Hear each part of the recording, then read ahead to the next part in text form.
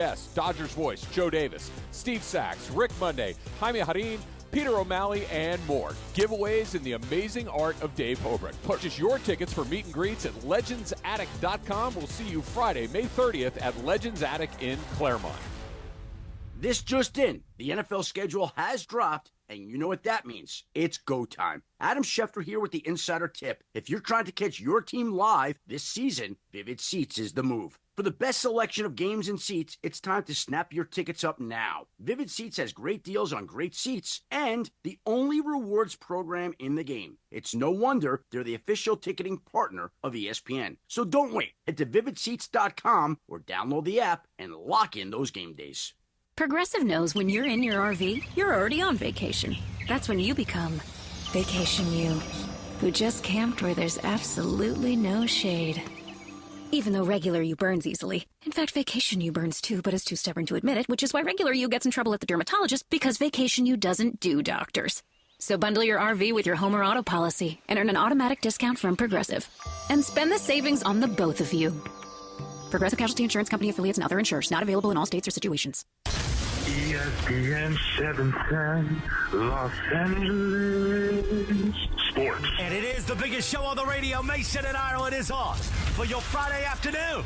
Mason, Ireland, best show on the radio. Here we go, Friday, a feel-good Friday, an F-It Friday, a Memorial Day weekend Friday on this Friday, May 23rd.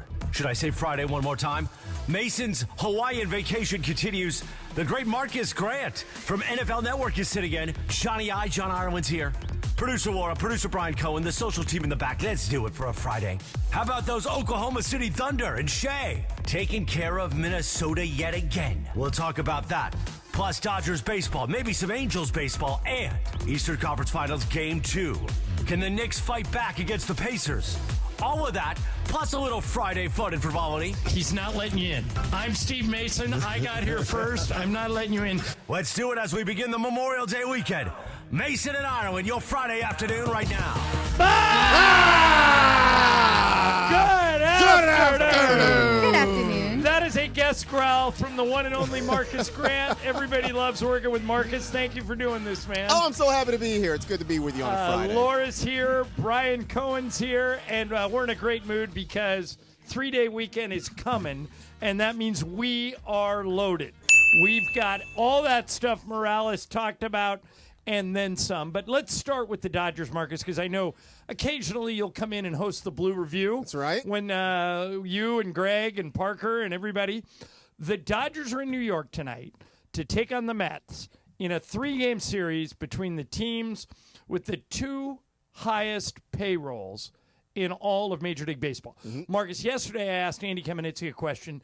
You are even more qualified to answer it than either of us because you follow the Dodgers closer than we do.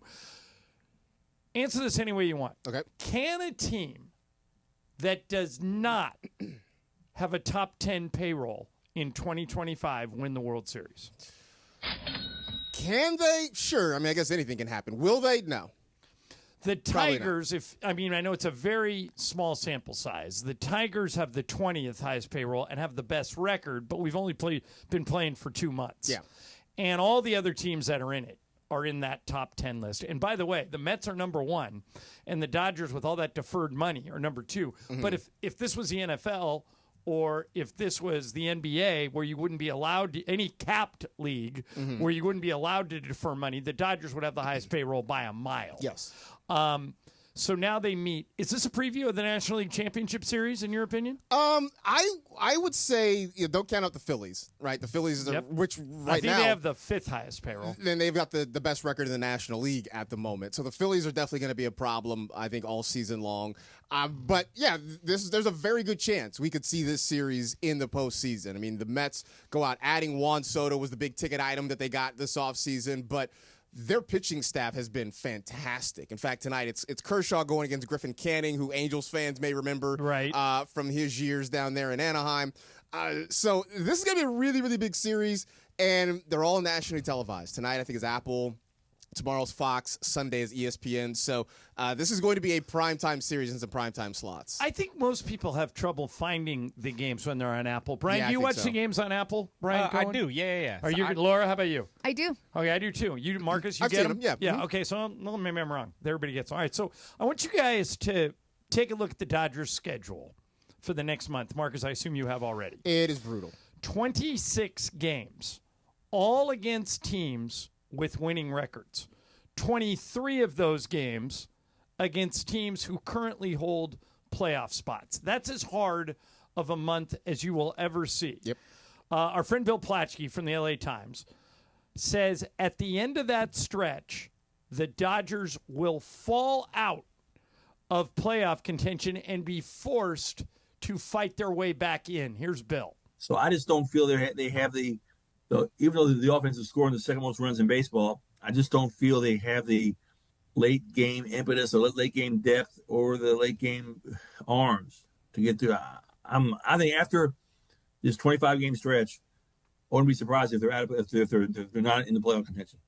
Marcus, is Bill Plaschke right? No, I don't think so. I get where he's coming from.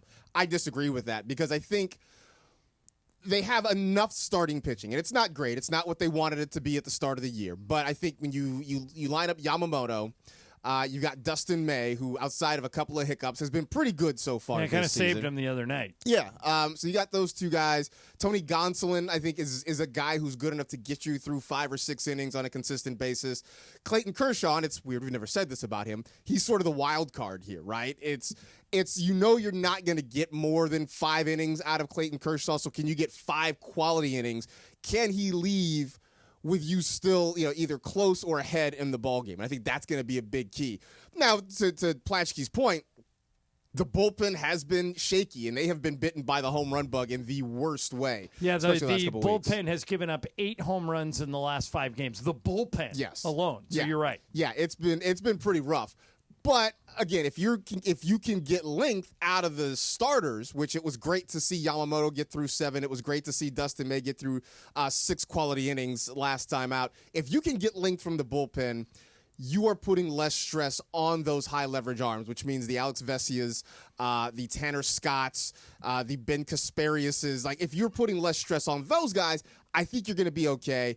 And as long as the offense keeps hitting, Ohtani, Betts, Freeman, Will Smith, Teoscar's back, as long as they can keep generating runs, I think they can keep their head above water in this month. Boy, can you imagine the amount of money that is taking swings at the plate tonight at Citi Field right? Between Ohtani, Freeman, Betts, Alonso, Juan Soto, all those dudes. There's a lot of merchandise on the table today. I was thinking about it. This is the first road trip in 10 years that the Dodgers haven't had Chris Taylor. I know that it is everybody kind of wanted, including us, wanted the Dodgers to do this. We wanted to see Rushing stay on the Major League roster. But I got to thinking about the human element of all this. If you and I are part of a championship run at a company, the chances of them replacing us are almost 0. Right. But not in sports. And so this is from the other day, but I wanted to play it for you guys. Dave Roberts had to tell Chris Taylor that they were releasing him, which I would imagine would be just an incredibly difficult conversation. Here's Dave. It was tough. And he handled the conversation really well. He's had a lot of huge moments for us in the postseason and played in as many games as any Dodger in history as far as the postseason experience. He always did what we asked and was always on board. And then you take what they did for Mary and Chris, what they did for the community with their foundation, and they're just very much givers. And I just hope that he wanted an opportunity, if it wasn't going to be here to play more, to play somewhere else. So that's kind of the thought behind how it played out. And I respect him for betting on himself, and hopefully he gets an opportunity to play more somewhere else. So do I, Marcus. I literally have – I wanted the Dodgers to make this move I want Chris Taylor to go somewhere else and be successful. I would love to see him land with the Angels and be successful. By the way, has anybody noticed the Angels have 2 sweeps in a row? Yeah, they won 7 in a row now, including one over the Dodgers. Yeah, we like to crap on the Angels around here because Artie Moreno keeps screwing it up. But hey, you got to be fair. The Angels have been better than the Dodgers over the past 10 days. Yes, way better. Yeah, and I don't know if they're a playoff team. I don't think they are. But good for them, man. Good for Ron Washington. He's a really easy guy to root for. I just ran into their broadcast team, Matt Veskurgen and Mark Ubiza and Erica Weston, at a hotel in Minnesota when we were there for the Laker playoffs. Love those guys. Good for the Angels. Yeah. Nobody saw this coming, but 7 in a row. No, look, I mean they're starting to try and build something down there, and it's a lot of names that unless you're a hardcore baseball fan and you're an Angel fan, you probably don't know. I mean, yeah, we all know Mike Trout, but unless you're really deep in this thing, like Zach Neto is not familiar to you. Nolan Shotwell not necessarily familiar to you.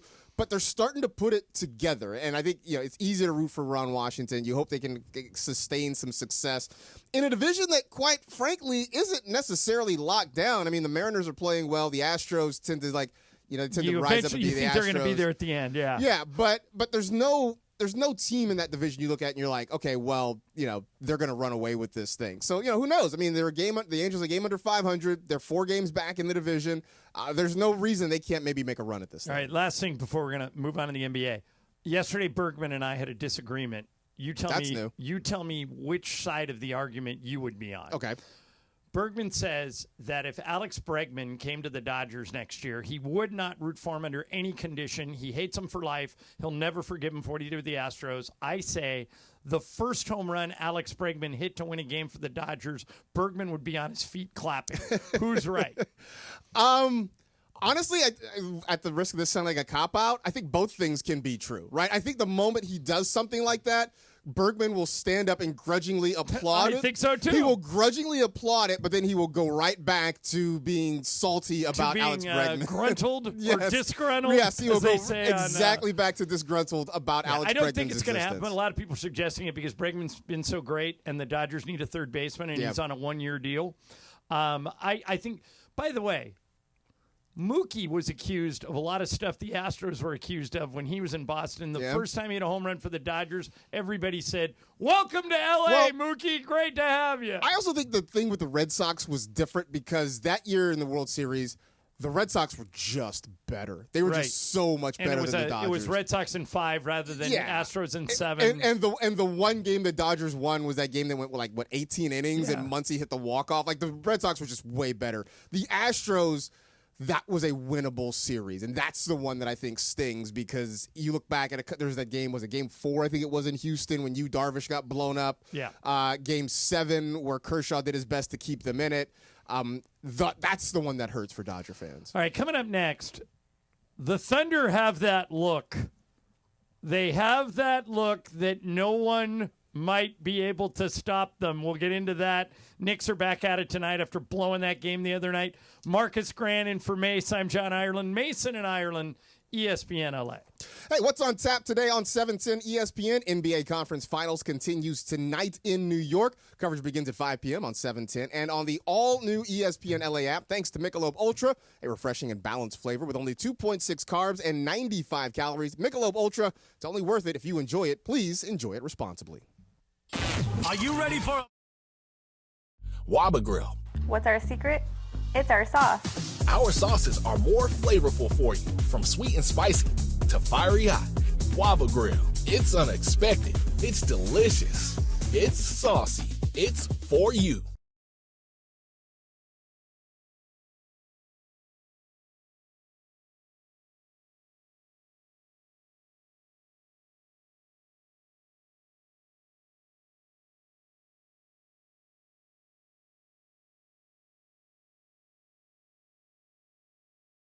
Wise to seek support. Only 27% of Americans are in therapy, and people stay silent to avoid being judged. At BetterHelp, they have over 10 years of experience matching you with the right therapist. We're all better with help. Visit BetterHelp.com/timeout today for 10% off your first month. That's BetterHelp.com/timeout.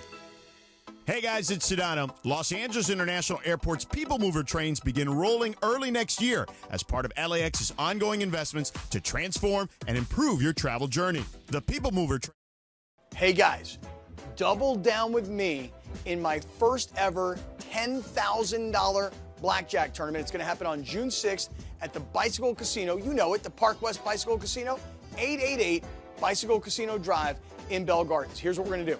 We're going to have a live broadcast from 3 to 6. But when you walk in, I want you to say, double down with Cappy. You go to the Players Reward Desk, and you get your free entry into the tournament, which is going to start at 7 o'clock that night. Remember, it's June 6th.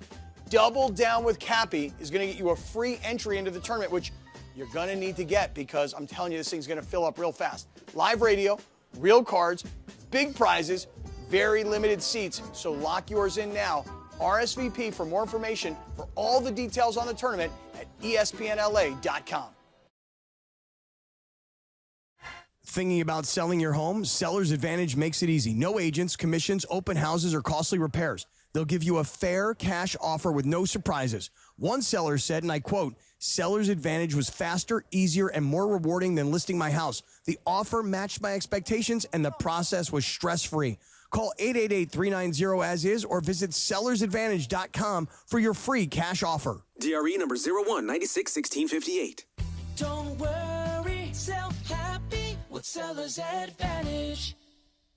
If Twisted Tea Hard Iced Tea was your best friend, it would be the kind of friend that starts an impromptu dance party in the supermarket aisle that turns into an all-day pool party rager at your place, and you don't even own a pool.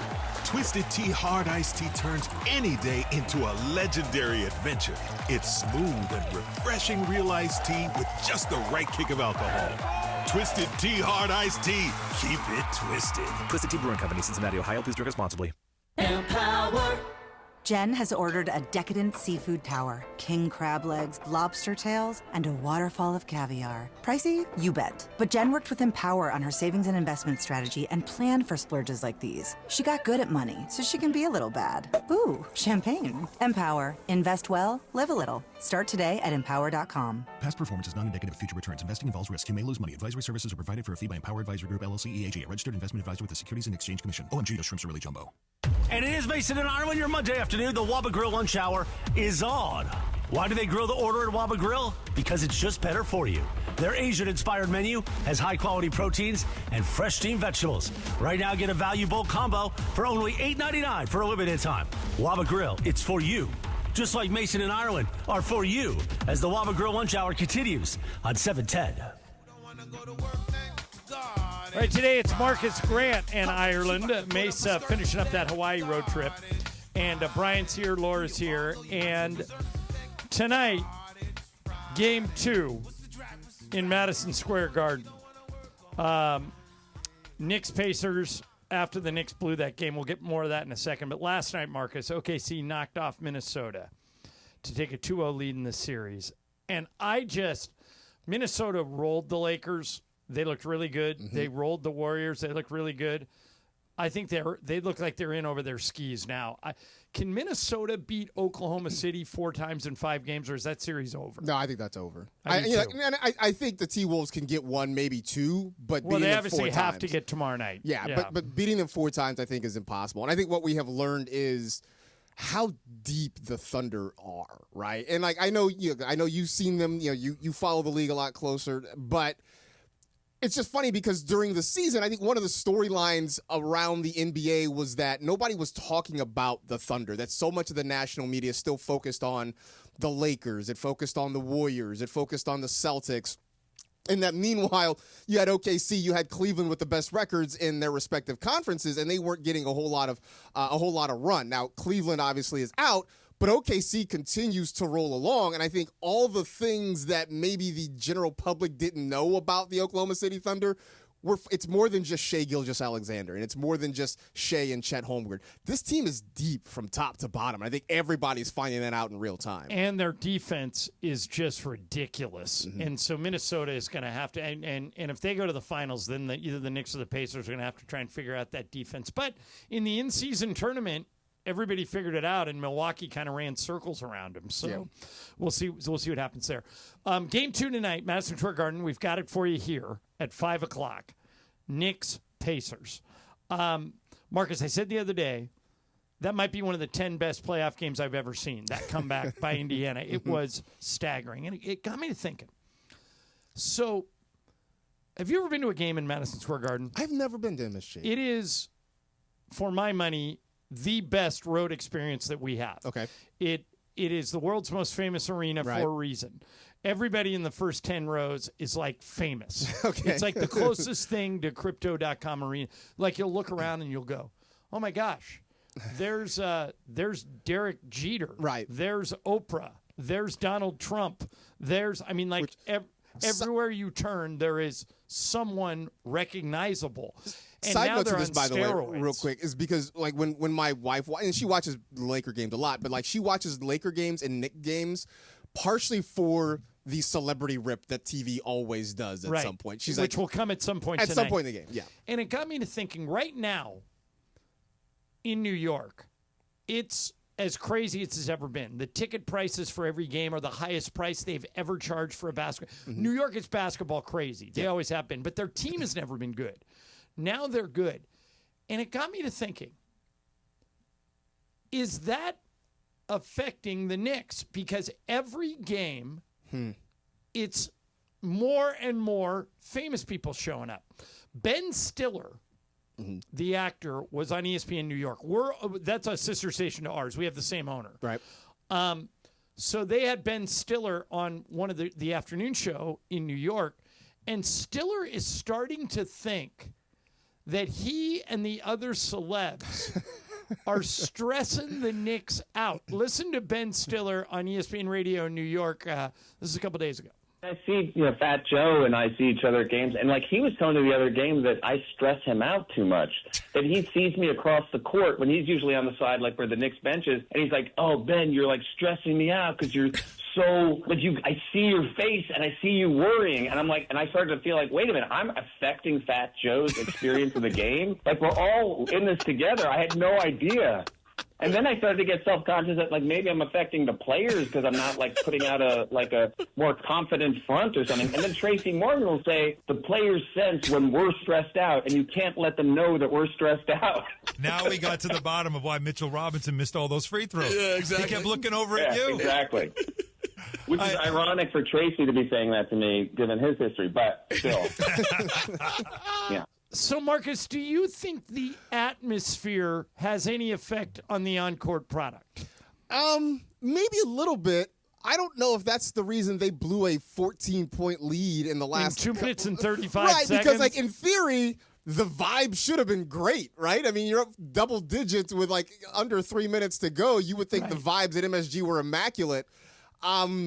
Side note to this, maybe Fat Joe was the problem. I mean, Fat Joe sang he didn't help the Yankees. I was saying he didn't help the Yankees, right? Like he sang before the World Series, and they ended up losing, and now he's at MSG. Maybe Fat Joe's the issue here.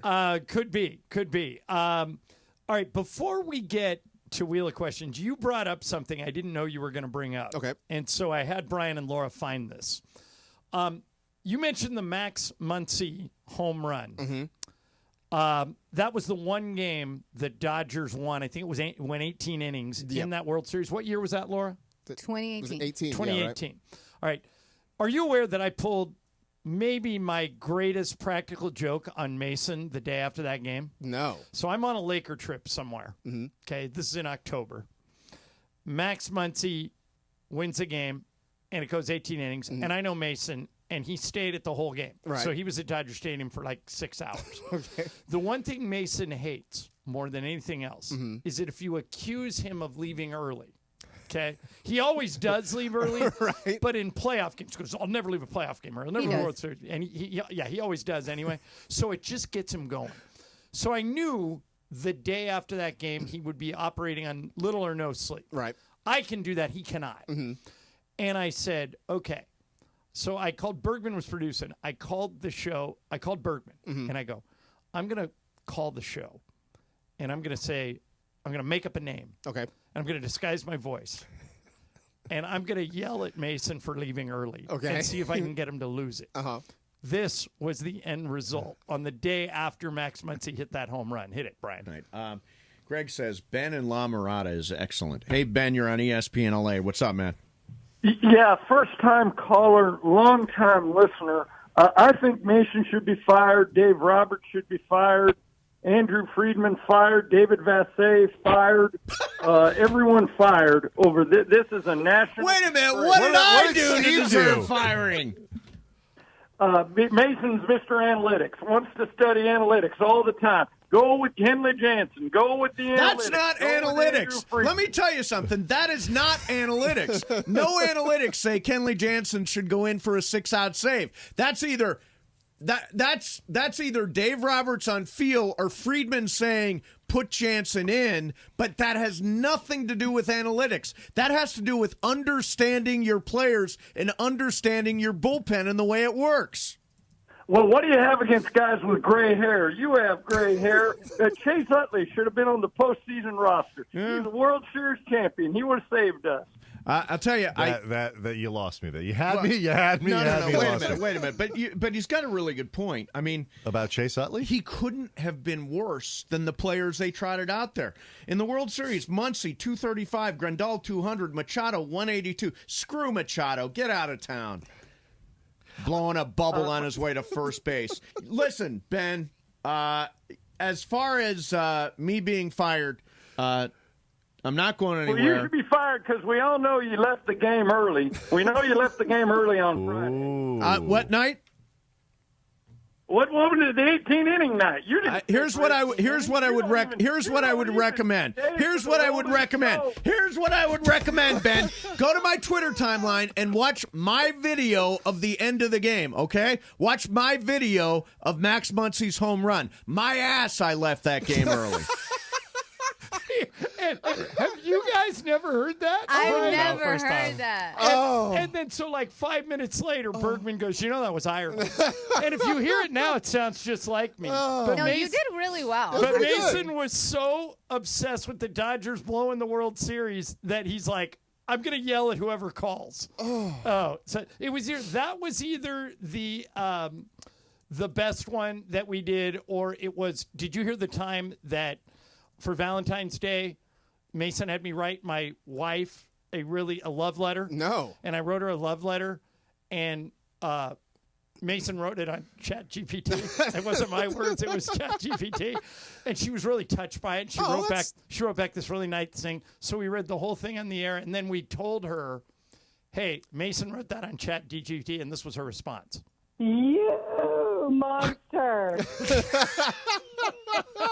But it was either that or the Mason Ben from La Mirada, where I got think Ben from La Mirada is the winner. That was amazing. Yes, I left that day I mean, early. because you wanted to fire Mason, you wanted to fire Dave Rob, you wanted to fire David Vass. I mean, you're firing everybody. Just the Dodgers lost the World Series. I figured nothing was too extreme. Get out. All right, coming up next, we'll spin the wheel of questions. Marcus Grant in for Mace, ESPN LA. Hey, do you know a high school senior who's a leader, scholar, and athlete? Nominate them for the ESPN LA All-Star Student presented by Rotolo Chevrolet. 5 winners, $500 scholarships, VIP treatment at our All-Star Friday event. Nominate your All-Student today at ESPNLA.com. Thanks to Rotolo Chevrolet, the #1 Chevy dealer in the West region in California for 13 years in a row. Come see what the fun is all about. Tomorrow, it's East versus West as LAFC heads to Canada to take on CF Montreal. Oh, it's a golazo! A bomb from Denis Bouanga has tied it up! LAFC is riding a 7-match unbeaten run and look to continue their climb up the Western Conference table. Can the black and gold keep the streak alive in Quebec? Catch every minute of the action. Kickoff at 4:30 p.m. Pre-game starts at 4. LAFC, CF Montreal. Tomorrow on the ESPN LA app. Why do we grill to order at Waba Grill? It's just better for you.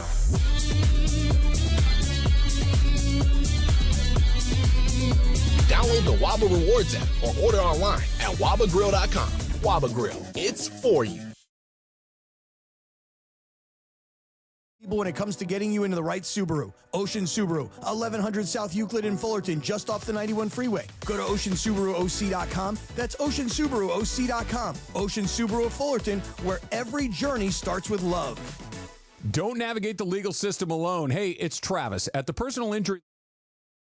Hey, it's Travis. Join us Friday, May 30th from 9 a.m. to noon at Legends Attic in Claremont as we celebrate their one-year anniversary and kick off the Freddie Freeman World Series Game 1 Walk-Off Grand Slam Ball Tour. Plus, Oral Hershiser are hosting special guests, Dodgers voice Joe Davis, Steve Sachs, Rick Monday, Jaime Harin, Peter O'Malley, and more. Giveaways in the amazing art of Dave Hobrick. Purchase your tickets for meet and greets at legendsattic.com. We'll see you Friday, May 30th at Legends Attic in Claremont.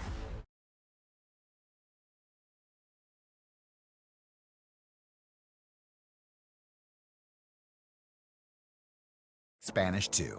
Our associates can help you tackle complex jobs without you leaving the job site, saving you time and money. Call us at 1-833-HD-APRON or visit homedepot.com/MBA. The Home Depot. How doers get more done. Harry Douglas here. When you're on a business trip, you know what goes completely off the rails? Your workout routine, folks. Especially when you book a hotel that doesn't have a gym. Then you have to squeeze in between the desk and your bed, eke out 2 push-ups, and call it a day. If you just stay at La Quinta by Wyndham, you'll discover there's a fully equipped fitness center at every location. Now you can wake up and do some weightlifting to prepare you to carry your team on your back all day long. Tonight, La Quinta, tomorrow you shine. Book direct at lq.com. And it is the biggest show on the radio, Mason and Ireland, here each weekday. You know what it's time for? What is this? It's time for Wheel of Questions. Producer Brian Cohen, are you ready with that wheel? Hit it, Jack.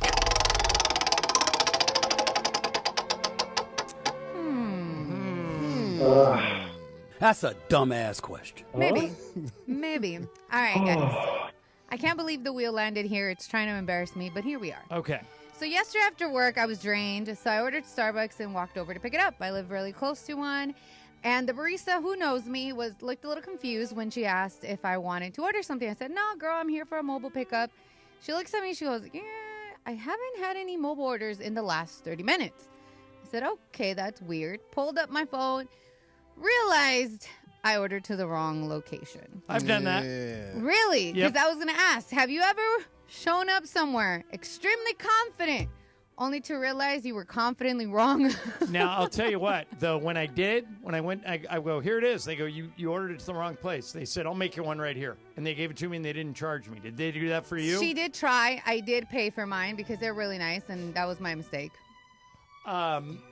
Yeah, Marcus, I think in a world where we more and more odor off of our phones, more and more that's going to happen. Yeah.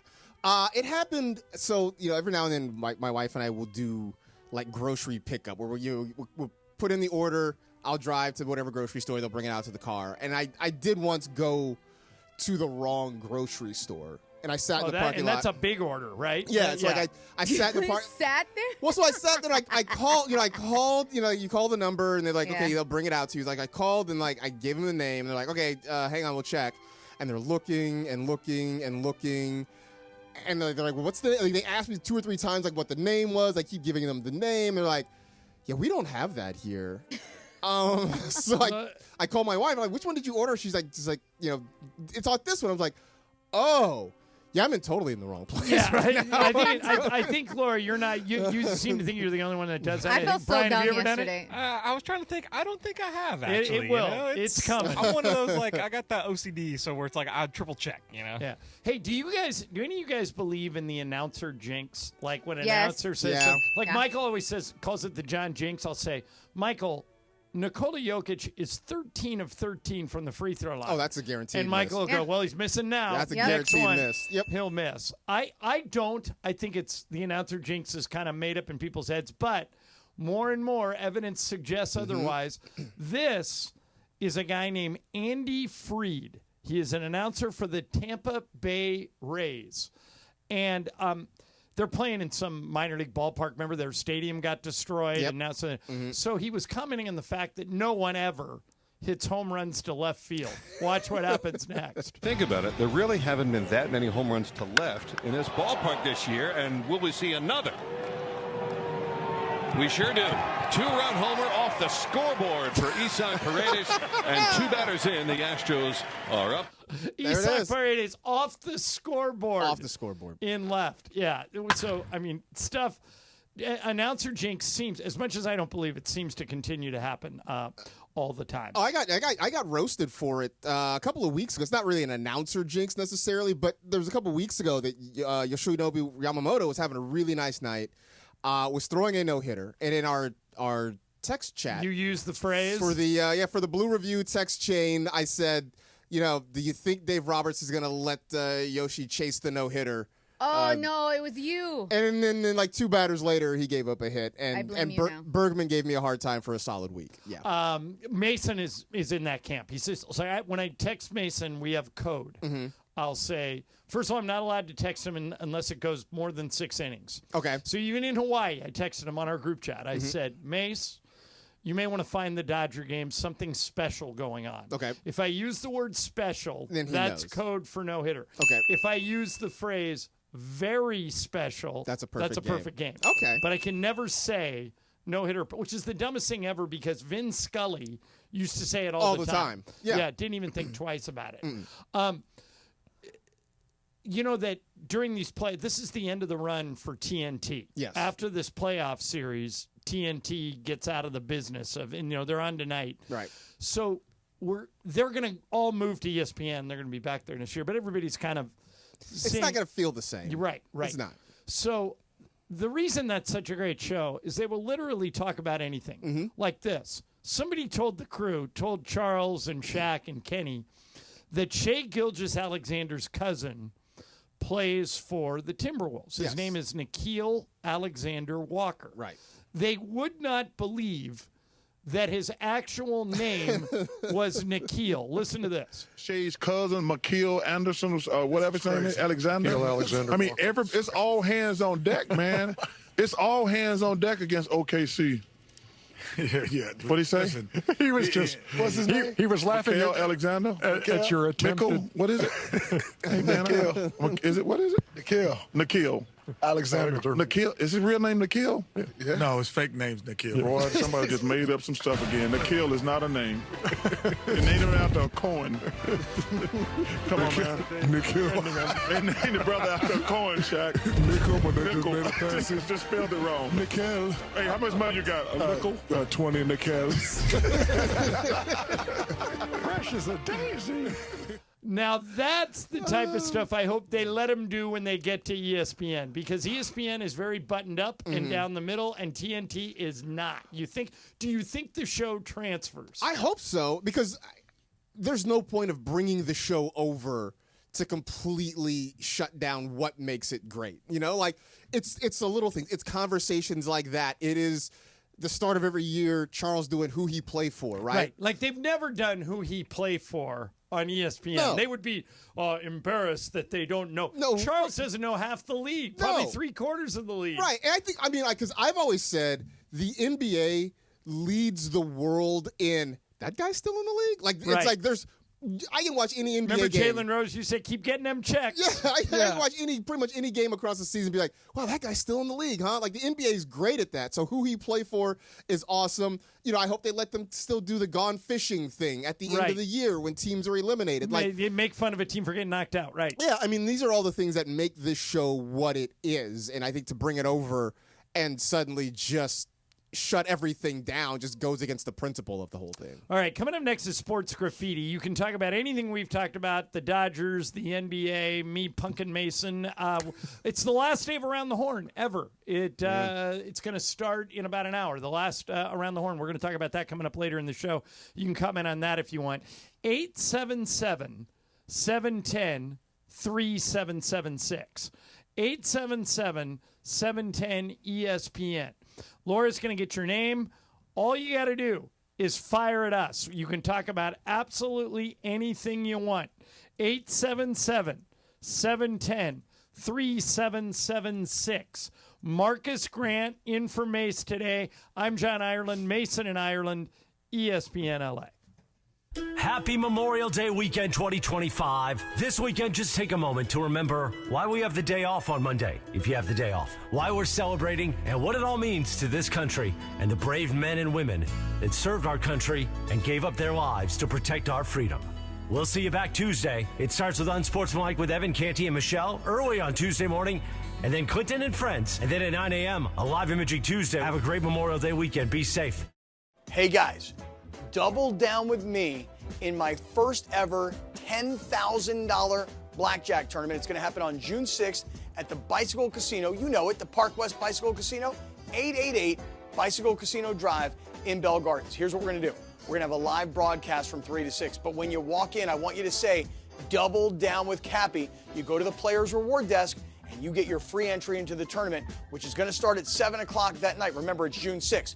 Double Down with Cappy is going to get you a free entry into the tournament, which you're going to need to get because I'm telling you, this thing's going to fill up real fast. Live radio, real cards, big prizes, very limited seats. So lock yours in now. RSVP for more information for all the details on the tournament at ESPNLA.com. Waba Grill. What's our secret? It's our sauce. Our sauces are more flavorful for you, from sweet and spicy to fiery hot. Waba Grill. It's unexpected. It's delicious. It's saucy. It's for you.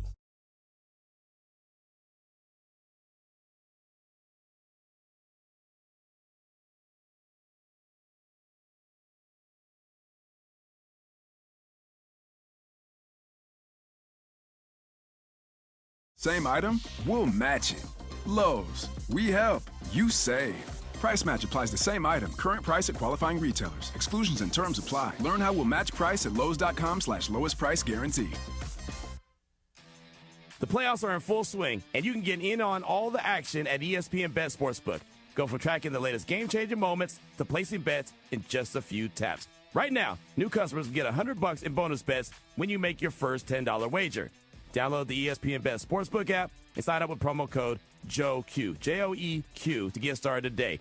Must be 21 plus. Gambling problem? Call 1-800-GAMBLER. Terms and conditions apply. See app for details. Offer not available in New York. Memorial Day at Morongo is so much fun that after Monday, I'm taking off Tuesday.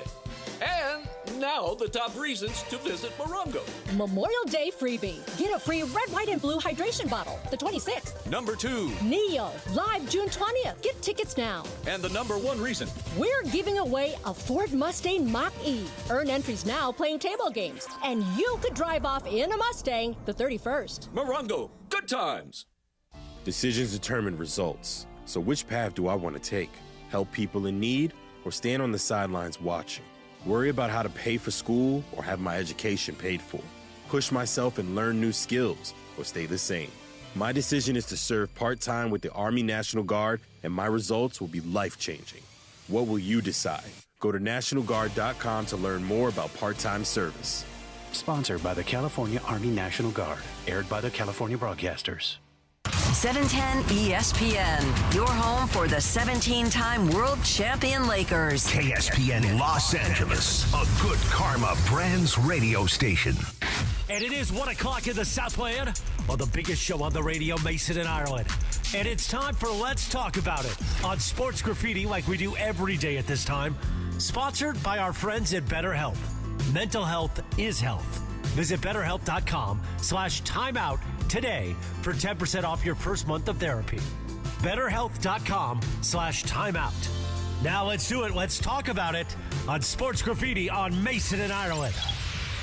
All right, today it's Marcus, Grant, and Ireland, and it's time for Sports Graffiti. You can talk about absolutely anything you want. Every line is jammed. When one opens up, the number is 877-710-3776. Ross is leading off today. Ross, you're on Sports Graffiti. What do you got?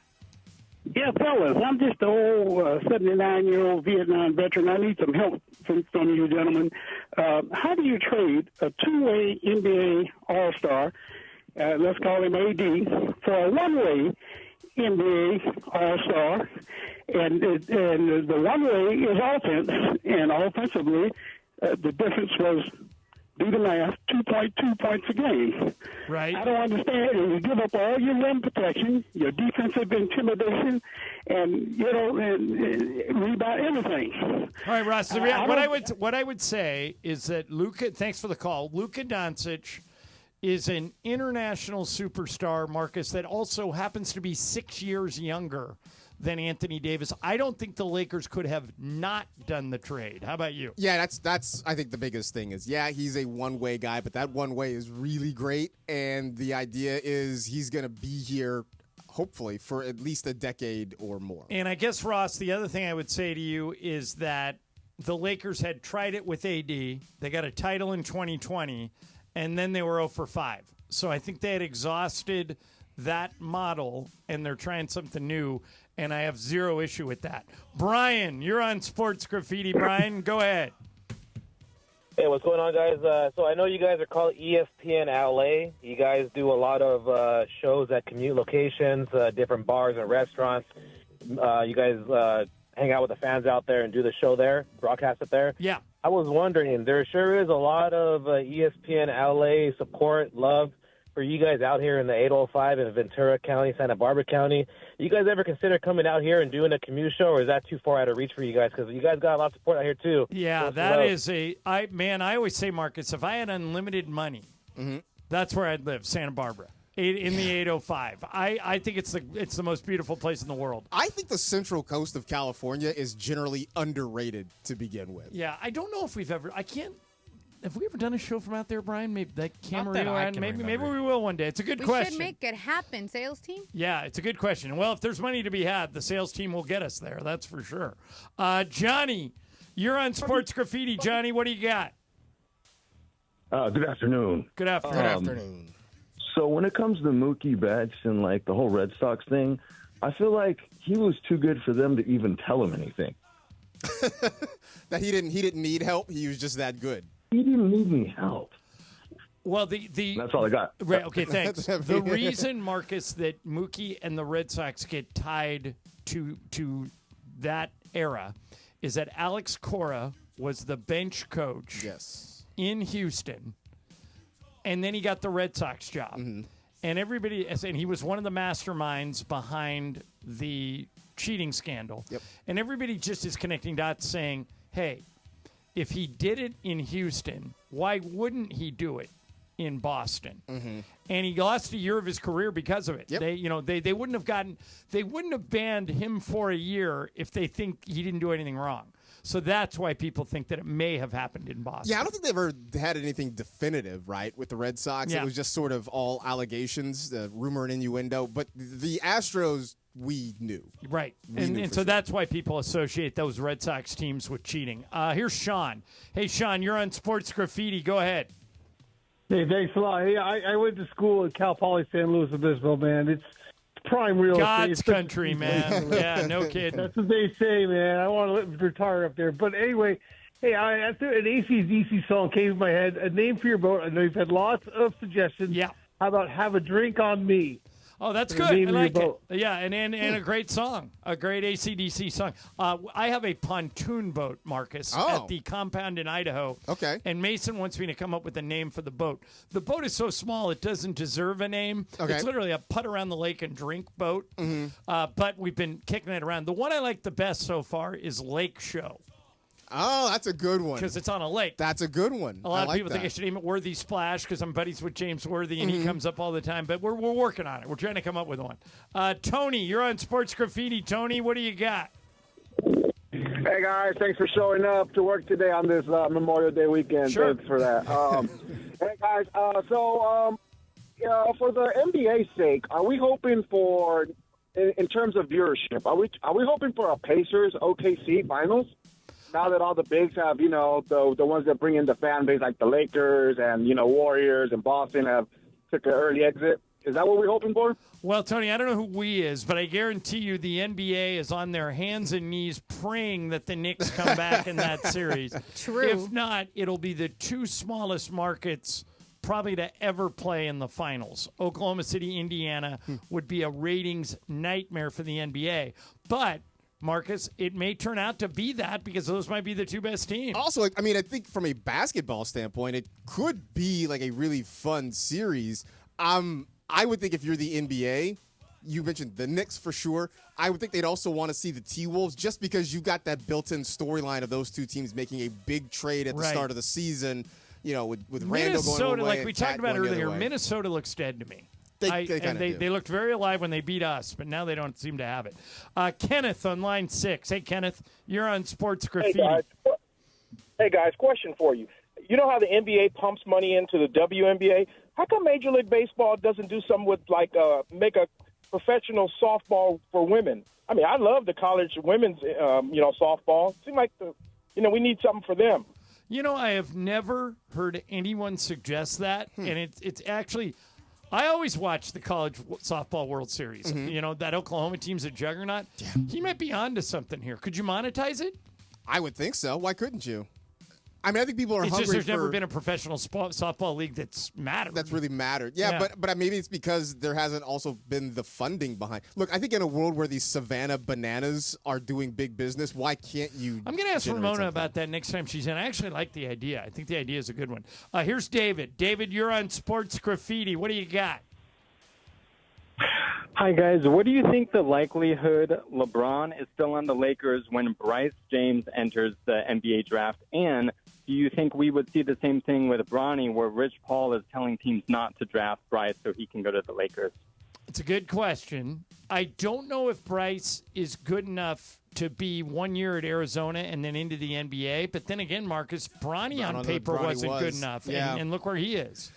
I don't know that LeBron would try that gambit again. That felt like, that took a lot of, I think, personal and professional capital, I think, to make that happen. And I don't know.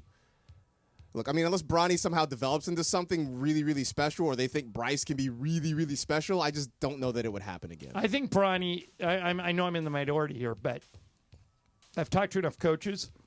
I think Bronny's going to have a 10-year NBA career. I think he's going to be a good player. But I don't think he's going to be an all-star, but I think he's going to have a 10-year NBA career. He's not going to be his dad, but then again, who is? Right. Yeah, nobody is. Right. Here's Jerry. Hey, Jerry, you're on Sports Graffiti. What do you got?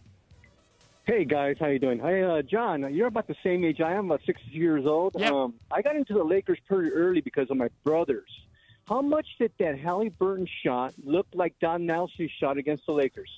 What he's talking about, what Jerry is talking about, is Don Nelson in the late 60s in the NBA Finals with the game on the line had a shot that hit the back of the heel, bounced straight up in the air, and then back through the basket. Mm-hmm. It was exactly what we saw with Halliburton. I'm trying to remember, Marcus, the last time I saw a shot hit the back of the rim, go so high that it actually went out of frame. Left the screen. Yeah, you couldn't see it, and then dropped back through. That game was as crazy of a comeback as I've ever seen. Ever. It's wild. At some point, they were up double digits. It's kind of late. I was like, this seems like it's pretty much in the bag. I think I flipped over to the Dodgers, and then I got a text saying, are the Knicks actually going to blow this? I think most people did. And then I turned back and saw the end of it. Here is TJ. Hey, TJ, you're on Sports Graffiti. Go. Good afternoon. Good afternoon. All right. So I got 3 questions for you guys. One, this morning on first let me ask you this. After seeing the Timberwolves play someone that's around, let's say around their age and can actually bump down there with them, do we look at the Timberwolves as elite anymore, or maybe they were just better than and bigger than the Lakers and Golden State? That's my first question. Second question is on Unsportsmanlike this morning, they played a clip of Saquon Barkley saying that this previous Eagles team is the greatest football team of all time.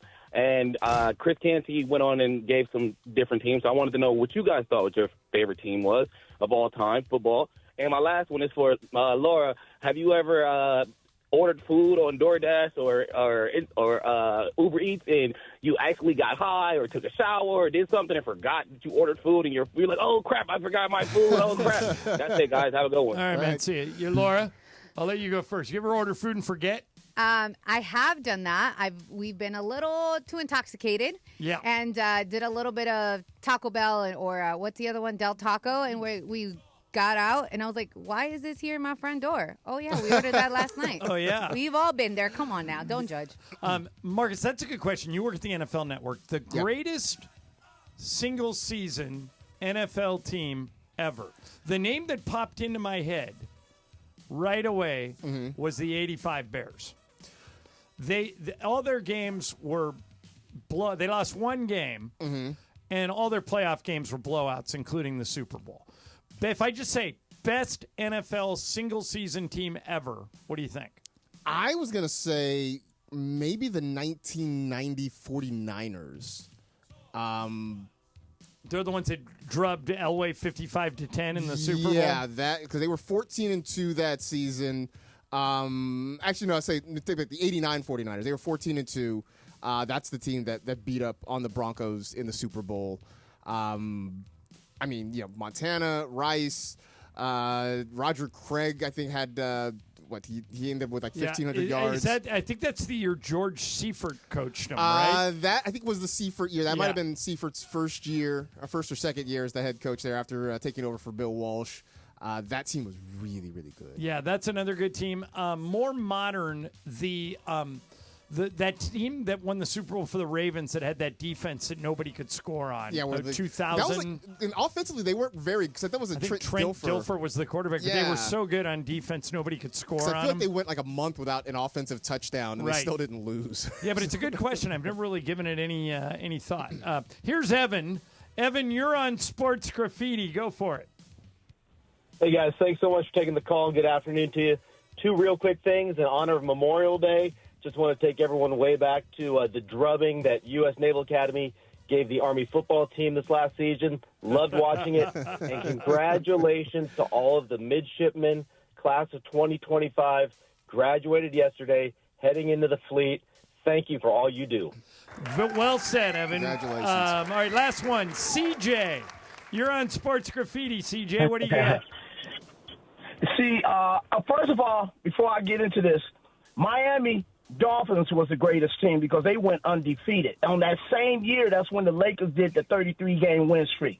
All right. With that being said, John. Yes, sir. I know you was following the news of the between Caitlin Clark and Reese. Yeah, Angel Reese. Well, it opened up a door.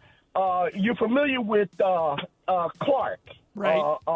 There was a spew between them and RG3. This dude think that RG3 thought Clark was coming after him because he told him that his wife, he wouldn't understand because his wife is white. Yeah. And he thought he was attacking him. If you look at the video of it, you tell me, John, what do you think? Because I think Clark was on point. I do too. Here's the play he's talking about, Marcus. Angel Reese is basically a female Draymond Green. Okay. She's physical. Mm-hmm. She pushes the limits in all these games. She finds out what the refs are going to call and what they're not. People like that can be valuable, and the Chicago Sky thinks Angel Reese is valuable in that way. She's an enforcer. She's Draymond. Mm-hmm. She shoved one of the Indiana Fever, one of Caitlin Clark's teammates, out of the way. Right. The refs didn't call it, so Caitlin shoved her so she wouldn't get an easy putback layup. I had zero issue with the play. I thought it was a good basketball play. But because it was Caitlin Clark and Angel Reese, it's a thing. And there's a history, there's a thing going back. Yeah. But I thought, and now it's devolved into if you give an opinion, you like Ryan Clark and RG3, right, yeah. and which is stupid to me. I just think if you look at it as a basketball play, Caitlin Clark did what I would have done. It's two athletes who have a history, as you mentioned, who, you mentioned one of them is very physical. The other one took offense and decided to be physical back. I think if you put different last names on them or different jerseys on them, it's not a conversation. Much less of a play. Yeah, totally agree. All right, coming up next, in about 45 minutes, the last episode ever of Around the Horn will air at 2 o'clock on ESPN, and then the show's over. It's been canceled. Why did they cancel it? We'll get into that coming up. Marcus Grant in for Mace. I'm John Ireland, ESPN LA. Celebrate 1 year of Legends Attic with Travis and DeMarco live May 30th. Iconic legends like Steve Sachs, Jaime Harin, Peter O'Malley, Legends Attic giveaways, live art with Dave Hobrecht, and see the ball from Freddie Freeman's unforgettable Game 1 Grand Slam. It's all happening at Legends Attic, 619 West Foothill Boulevard in Claremont. Tickets at legendsattic.com. Yes, indeed. It's time for another battle in the East tonight. Eastern Conference Finals game number 2, Pacers-Knicks. After the Pacers pulled off magic in overtime in Game 1 at the Garden, time to do it again. We'll bring you coverage starting at 5 p.m. on 7:10 a.m. and on the ESPN tile on the all-new ESPN LA app. Thanks to our friends at Michelob Ultra. 2.6 carbs, 95 calories. It's only worth it if you enjoy it. And Chumba Casino. And Pro Baller, the official energy drink of the Los Angeles Lakers. And don't forget, at 5 o'clock, Sedano and Cap will do a YouTube-only hour from 5 till 6 on YouTube at ESPN Los Angeles and on the Listen Live tile on the all-new ESPN LA app. We got you covered for the NBA playoffs starting at 5. Hey, guys, double down with me in my first ever $10,000 blackjack tournament. It's going to happen on June 6th at the Bicycle Casino. You know it, the Park West Bicycle Casino, 888 Bicycle Casino Drive in Bell Gardens. Here's what we're going to do. We're going to have a live broadcast from 3 to 6. But when you walk in, I want you to say, double down with Cappy. You go to the Players Reward Desk, and you get your free entry into the tournament, which is going to start at 7 o'clock that night. Remember, it's June 6th. Double down with Cappy is going to get you a free entry into the tournament, which you're going to need to get because I'm telling you, this thing's going to fill up real fast. Live radio, real cards, big prizes, very limited seats. So lock yours in now. RSVP for more information for all the details on the tournament at ESPNLA.com.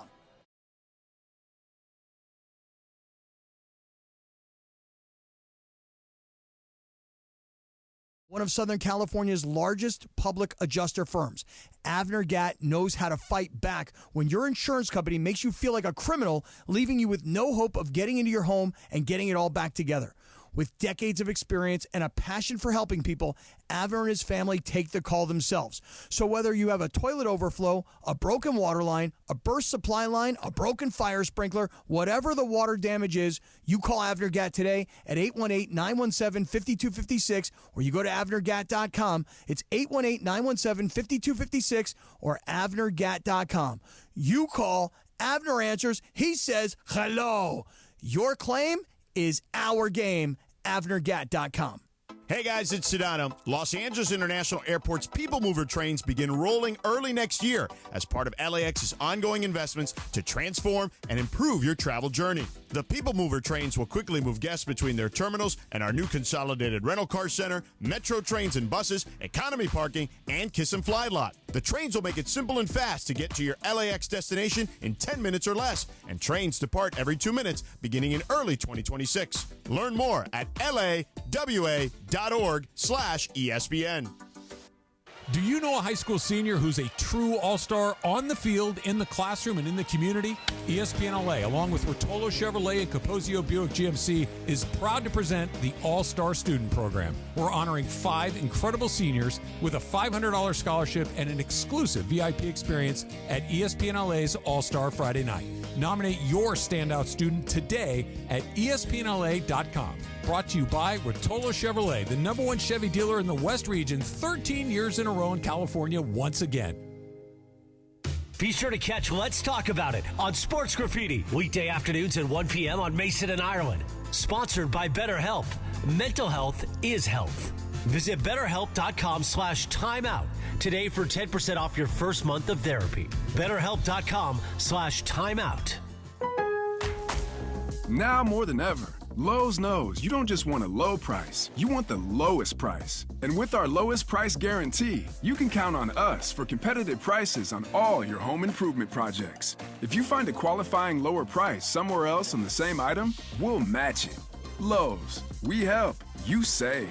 Price match applies the same item, current price at qualifying retailers. Exclusions and terms apply. Learn how we'll match price at Lowe's.com/lowest price guarantee. The playoffs are in full swing, and you can get in on all the action at ESPN Bet Sportsbook. Go from tracking the latest game-changing moments to placing bets in just a few taps. Right now, new customers can get $100 in bonus bets when you make your first $10 wager. Download the ESPN Bet Sportsbook app and sign up with promo code JOEQ, J-O-E-Q, to get started today. Must be 21 plus. Gambling problem? Call 1-800-GAMBLER. Terms and conditions apply. See app for details. Offer not available in New York. And it is Mason and Ireland, your Friday afternoon. Marcus Grant sitting in for Mace. As I like to say, remember, wear it proud this Memorial Day weekend. Tell everybody, hey, I'm a Mason and Ireland P1 Jack. Thanks for being a P1. More of Mason and Ireland on 7:10 a.m. and always on YouTube at ESPN Los Angeles right now. All right, Mason and Ireland, Marcus Grant pinch hitting for Mace. We had a classic game of games yesterday, Marcus. Okay. Laura, I came back from the dead to catch Laura. I thought I had New York Nick the whole thing. I was up. What was I up 5-1, and you came all the way back, and then you were up 6-5, and then you blew it, and I got you on the tiebreaker. But she'd won 4 in a row. No one's ever won 5 in a row. We don't know if anyone's even won 4 in a row. And so today she's got a chance to catch me again. You'll be one up. I'd be one up because it's my game. Yeah. Yeah, so we'll have that for you in the 2 o'clock hour. At 2 o'clock, in 39 minutes, the last Around the Horn airs on ESPN. The show ran for 23 years. Wow. And a lot of people are trying to answer this question. Why are they canceling it? It's got good ratings. It seems somewhat popular. Yeah. Are you surprised they're canceling Around the Horn? I am. It has been such a staple of the network and such a staple of the afternoon lineup. And it was been, I think, such a great way for ESPN to develop and promote talent within the That's network. what I'm trying to figure out is how they're going to do that now. Now, I understand that all things come to an end. I can tell you because I've talked to enough people that it's not ratings based. The ratings are fine. No. They're just going in a different direction. So Andrew Marchand, who I like a lot, who used to work at ESPN, is now the lead media columnist for The Athletic. Okay. And he wrote a column yesterday titled "How ESPN's Around the Horn Lost Its Way." And Andrew's contention is that at some point, he did an interview with Tony Reale, and he was talking to Tony, who hosts the show, and he said, at some point, they started to say, well, it's an outlet for journalism. And Marchand says it can't be journalistic if you're awarding points with a scoreboard and a buzzer and everything else.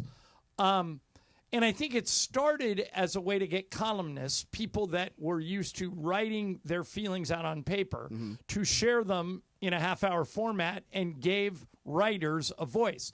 Later, it kind of moved away from writers, and they just used it, as you say, to develop talent. Yeah. And you know, we're close to Sedano was on hundreds of those things. So was Ramona. They're not necessarily writers, although Ramona is still. She still writes. I think Sedano in a past life did a little bit of writing. But a lot of the people they started to bring on, Marcus, weren't writers. It was just a way to develop talent. Yeah. I'm still surprised they're canceling it. I think one of the reasons it lasted for as long as it did is it was a water cooler show. Like they would talk about things that other people talk about it. That's number one. And number two, I don't know Tony Reale, but I know a lot of people that know him. His reputation is fantastic. Yeah. People that know him swear by him.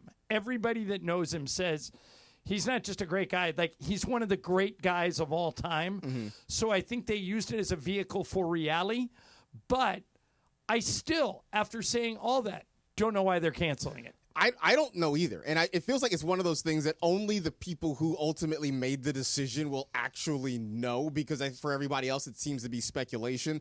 I mean, I think part of what it was that made it so great, you mentioned the water cooler talk. It was the things that everybody was talking about, but also because you got perspectives from around the country. It wasn't just hosts and analysts from New York, LA. I mean, you had J.A. Adande in Los Angeles. You had Bob Ryan in Boston. You had Woody Page in Denver. You had perspectives, Tim Cowlishaw in Dallas, perspectives from all around the country, for a business that gets blamed sometimes fairly, sometimes unfairly for being biased toward the coasts and toward the big cities. Or for being regional. Right. Yeah.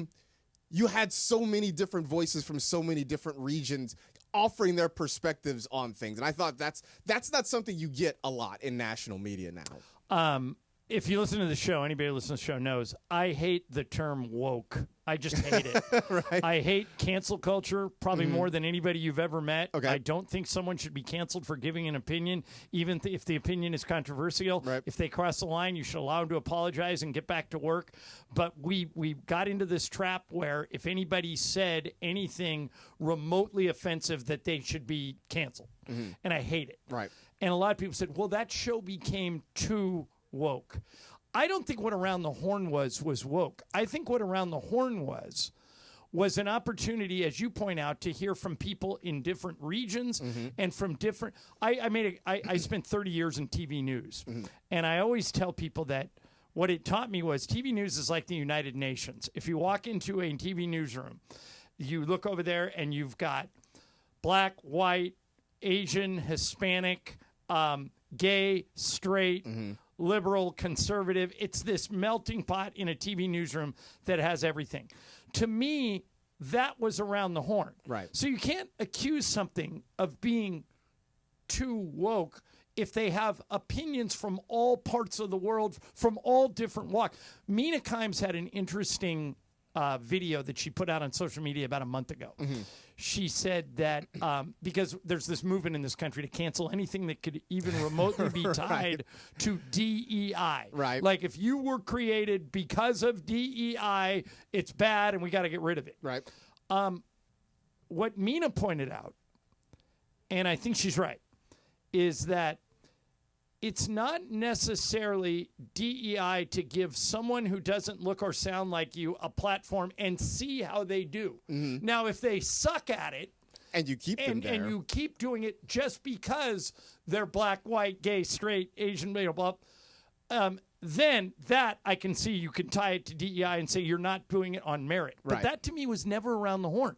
Around the Horn was they'll try different people in different spots and see if they can float. See if they can swim in the water. Right. And if they could, they came back. And if they couldn't, they just kind of quietly went away. And I hope, the reason I'm bringing all this up is I hope ESPN finds another vehicle for that. One of the coolest things about working here is we got, like, I don't know if I ever would have met you if you and I didn't work here. Yeah. I mean, they're Right. just, maybe we would have crossed paths because I like NFL fantasy and you host a fantasy show. Right. But it would probably have to have been Dave Singer invites us both to the same party. Exactly. In the meantime, though, we heard you on NFL Network. We said, this guy has a lot of opinions. We should put him on the radio. We threw you into the deep end. Now, had you sucked, or had we brought you in whenever we brought you in 2 years ago, right, and you never gave an opinion and you clammed up, we would have said, thanks for coming in, Marcus, and we never would have invited you again. That's what I hope ESPN finds another vehicle for. Yeah. And it's not DEI and it's not woke. It's giving people an opportunity to see if they can cut it that might not look or sound like you. Yeah, and I think to your point though, it's finding that space now of being able to do that on a network that, look, there are stars, there are legitimate stars at ESPN, whether it's a Stephen A. Smith, it's a Pat McAfee, that sort of suck a lot of the oxygen out of the atmosphere there. And so it is trying to find space. I don't know that without, look, Mina Kimes is amazing at what she does, and maybe she finds an avenue nonetheless, but this helps. This helps get her out there. I mean, I think you look at a guy in the past like a Bomani Jones. He's talented enough that he probably would have found an avenue regardless, but something like this just helps fast track that. And you just wonder where the next big talent comes from without having these small little ways to make cameos and to sort of build your presence at that point. And like I'll use Sedano as an example. Sedano and I are the same in that we're not, I don't think George would be offended by me saying this, either one of us are not really qualified to do anything else. Okay. We're uniquely qualified to talk about sports in whatever vehicle you want to give us. And so that was a vehicle he took advantage of. I'm not so sure if he doesn't kill it on Around the Horn that they ask him to be the sideline guy for NBA, that they ask him to be a play-by-play guy for college football. Right. So I hope ESPN, and I think they will, I'm going to miss Around the Horn. I feel bad for Reali. They're leaving him without a boat. I hope he finds another fit. But I hope ESPN still gives opportunities to people that look and sound different than what we're used to, because I think that's the legacy of Around the Horn. They found a lot of people that way. And hopefully that will be what continues after this. And I have no idea. I don't even know. I think they're putting SportsCenter on Monday. I think they're just going to SportsCenter. Jeez, that's all it is. Huh? Yeah, and then I know you used to work with Peter Schrager over at the NFL Network. They're talking about maybe giving him a vehicle. He's great. Maybe that's what they do, but we shall see. Okay, coming up. I don't know whether or not it's going to work, but there's a lawsuit going on in Colorado, and the way the lawyer is arguing, it's a sports lawsuit. And the way the lawyer is arguing, if this works, it could change sports and the legal world forever. We'll explain to you coming up. First, let me tell you about Pro Baller Energy, the official energy drink of the Lakers. Pro Baller is a natural, healthier alternative to those synthetic high-crash energy drinks. It's packed with ingredients like organic agave nectar, electrolytes, biotin, tons of B vitamins. Most of all, it delivers 102 milligrams of natural caffeine to keep you energized without the crash. It boosts your focus naturally, and it's NSF certified for sport, which means pro athletes trust what's inside. Right now, you can also get the Lakers can available at Pro Baller. It looks great, tastes even better, and it's made to keep you locked in longer. So if you want to feel sharper, stronger, and more locked in, grab Pro Baller. It's available at Costco, select convenience stores, and online at Amazon. Pro Baller energy drinks. Champions choose clear energy. Mason and Ireland, ESPN LA. Are you ready for a party? Oh, party! The first ever Cappy $10,000 blackjack tournament, Jack, is happening Friday, June 6th at Park West Bicycle Casino in the city of Bell Gardens. We're going to be broadcasting live that Friday from 3 to 6 p.m. and then at 7 o'clock. You can win cash and play blackjack with Cappy. Let's do it. Sign up right now at ESPNLA.com. ESPNLA.com. Click the picture of Cappy holding cash for you, sucker. Hey, everybody, it's Cap, and I want to talk to you for just a minute about PrizePicks, my absolute favorite app.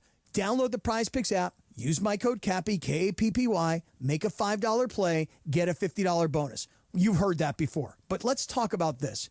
Now that the basketball season is over and we're into the Hey, it's Travis. Join us Friday, May 30th from 9 a.m. to noon at Legends Attic in Claremont as we celebrate their one-year anniversary and kick off the Freddie Freeman World Series Game 1 Walk-Off Grand Slam Ball Tour. Plus, Oral Hershiser hosting special guests, Dodgers voice Joe Davis, Steve Sachs, Rick Monday, Jaime Harin, Peter O'Malley, and more. Giveaways in the amazing art of Dave Hobrick. Purchase your tickets for meet and greets at legendsattic.com. We'll see you Friday, May 30th at Legends Attic in Claremont.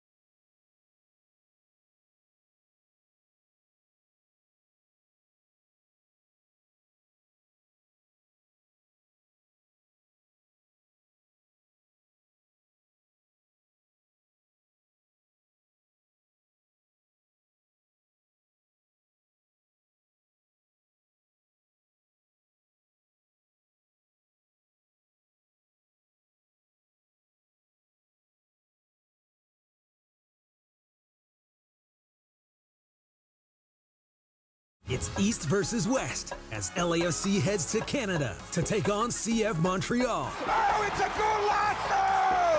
A bomb from Denis Bouanga has tied it up! LAFC is riding a 7-match unbeaten run and look to continue their climb up the Western Conference table. Can the black and gold keep the streak alive in Quebec? Catch every minute of the action. Kickoff at 4:30 p.m. Pre-game starts at 4. LAFC CF Montreal tomorrow on the ESPN LA app. Need assistance with door and window projects? The Home Depot can help. From inspiration and materials to ordering and installation, our free millwork virtual apron service can get you moving and doing. Plus, we speak Spanish too. Our associates can help you tackle complex jobs without you leaving the job site, saving you time and money. Call us at 1-833-HD-APRON or visit homedepot.com/MBA. The Home Depot, how doers get more done. We're everyday people doing good in our community. Our kindness runs deep, just like our blood. The same blood we donate to help treat sickle cell disease, which hits black people the hardest.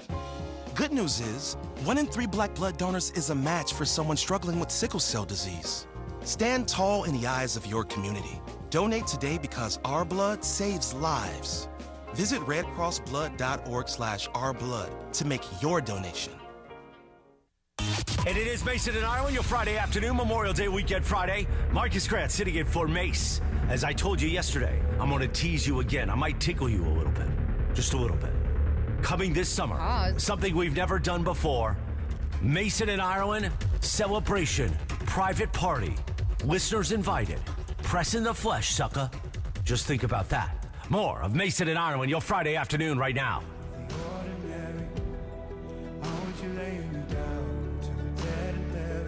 All right, Mason and Ireland, Marcus Grant is sitting in for Mace. And there's an interesting lawsuit. Laura's here, Brian's here. What's up, fool? Coming up in about 10 minutes. Marcus, there's a lawsuit in Colorado. A Rockies fan is suing the team because he was hit in the eye with a foul ball during the game and he suffered some eye damage. Part of his argument is that the Rockies have countered well if you're a fan, and they make that announcement at the start of any game you go to. Mm-hmm. The Dodgers are happy to have you keep any ball hit into the stands during the game, but please keep an eye on the ball and be ready because this can happen at a baseball game. Mm-hmm. In other words, they do that disclaimer so the fans are paying attention and they don't get hit unsuspectingly. But this fan and his lawyer are arguing that the Rockies are so bad that no one pays attention to the games anymore. Here's the exact wording of the lawsuit. The Rockies' poor track record is also to blame for this injury. The defendant's long-standing poor performance on the field has contributed to a game day environment in which spectators, particularly those in the suites, are less engaged with the action. It's caused a stadium culture shift towards focusing on socializing, dining, and networking. If you guys, Laura, Brian, Marcus, if you're on the jury and I'm arguing, hey, I was at a Rockies game.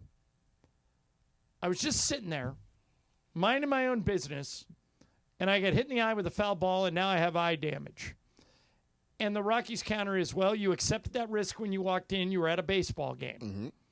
And my counter is, yeah, but I was at a Rockies game and you never win. You're so bad. No one is watching the game. Marcus, you first. If you're on the jury, does that argument hold water with you? No. I have a good giggle. I laugh about it. We're in the jury deliberation room and I'm just laughing hysterically. And then I find in favor of the defendant. There's no. You find in favor of the Rockies. Oh, the Rockies. Yeah, I get it. They're bad, right? It's not even Memorial Day. They don't historically bad. They have the worst start to the season record since 1885. They have 8 wins, and we're almost to Memorial Day. They only have 8 wins. They are historically bad. They are awful. I get it. You went to a baseball game. Keep your head on a swivel. Brian, I'm arguing that, I went to your game. But no one, you're so bad. Your performance, what you're putting out there is so bad that, of course, I wasn't watching the game. I was talking to Laura and Marcus, and I got hit in the eye with a foul ball. You're responsible for my injuries. Does that argument hold water? Not at all. No, I'm with Marcus 100% here. I would laugh at it, but also, it depends on who they're playing. What if they're playing the Dodgers? Then you should be paying attention. There's a championship team there. It can't be one-sided. All right, Laura, what if it was they were playing the Marlins? They're playing a terrible team. I am unanimously with the boys. I'm going to laugh. Look, every team has money. The Rocky, yes, cheap, whatever, but they all have money. So that person's going to get something, but you're not going to get whatever you're asking for. Yeah, I think this is a ridiculous reach. I find, but do you realize if this works, okay, if they find in favor of the plaintiff, of the guy who got hit, do you know how many class action lawsuits are coming out of the woodwork?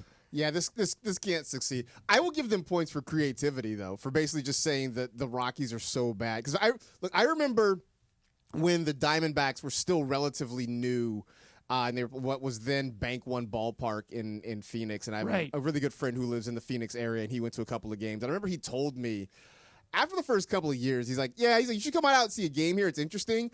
But he warned me. He said the game itself is probably the fourth or fifth most important thing happening in the ballpark at any given moment. Right. You know, I think if you go to a baseball game, you assume a small amount of liability here. Yes. Now, if they were playing pepper right in front of you and some player hit a line drive into your head, you might have a case. But a foul ball during the course of a game that hits you in the eye, how is that the Rockies' fault? Yeah, if just within the natural course of action, like this isn't, some player had a temper tantrum and fired a ball into the stands. I think then you have an argument. In the natural course of baseball action, you get hit with a foul ball. Hey, man, that's on you. You got to pay attention. All right, coming up next, What's Up, Fool? We'll get Brian in here. We'll get Laura in here. They'll throw a bunch of stuff at us. Marcus Grant sitting in for Mason in Ireland, ESPN LA. Hey, double down with Cappy at the $10,000 blackjack tournament June 6th at Park West Bicycle Casino. Sedano and Camp Show will broadcast live from 3 to 6 p.m., so join us. Check in for the tournament. Say double down with Cappy at the Player Rewards Desk for free entry into the tournament. Reserve your spot with us now at ESPNLA.com. Yes, indeed. It's time for another battle in the East tonight. Eastern Conference Finals game number 2, Pacers-Knicks. After the Pacers pulled off magic in overtime in Game 1 at the Garden, time to do it again. We'll bring you coverage starting at 5 p.m. on 7:10 a.m. and on the ESPN tile on the all-new ESPN LA app. Thanks to our friends at Michelob Ultra. 2.6 carbs, 95 calories. It's only worth it if you enjoy it. And Chumba Casino. And Pro Baller, the official energy drink of the Los Angeles Lakers. And don't forget, at 5 o'clock, Sedano and Cap will do a YouTube-only hour from 5 till 6 on YouTube at ESPN Los Angeles and on the Listen Live tile on the all-new ESPN LA app. We got you covered for the NBA playoffs starting at 5 p.m. tonight, right here on 710 ESPN. Hey, guys, double down with me in my first ever $10,000 blackjack tournament. It's going to happen on June 6th at the Bicycle Casino. You know it, the Park West Bicycle Casino. 888 Bicycle Casino Drive in Bell Gardens. Here's what we're going to do. We're going to have a live broadcast from 3 to 6. But when you walk in, I want you to say, double down with Cappy. You go to the Players Reward Desk, and you get your free entry into the tournament, which is going to start at 7 o'clock that night. Remember, it's June 6th. Double down with Cappy is going to get you a free entry into the tournament, which you're going to need to get because I'm telling you, this thing's going to fill up real fast. Live radio, real cards, big prizes, very limited seats, so lock yours in now. RSVP for more information for all the details on the tournament at ESPNLA.com.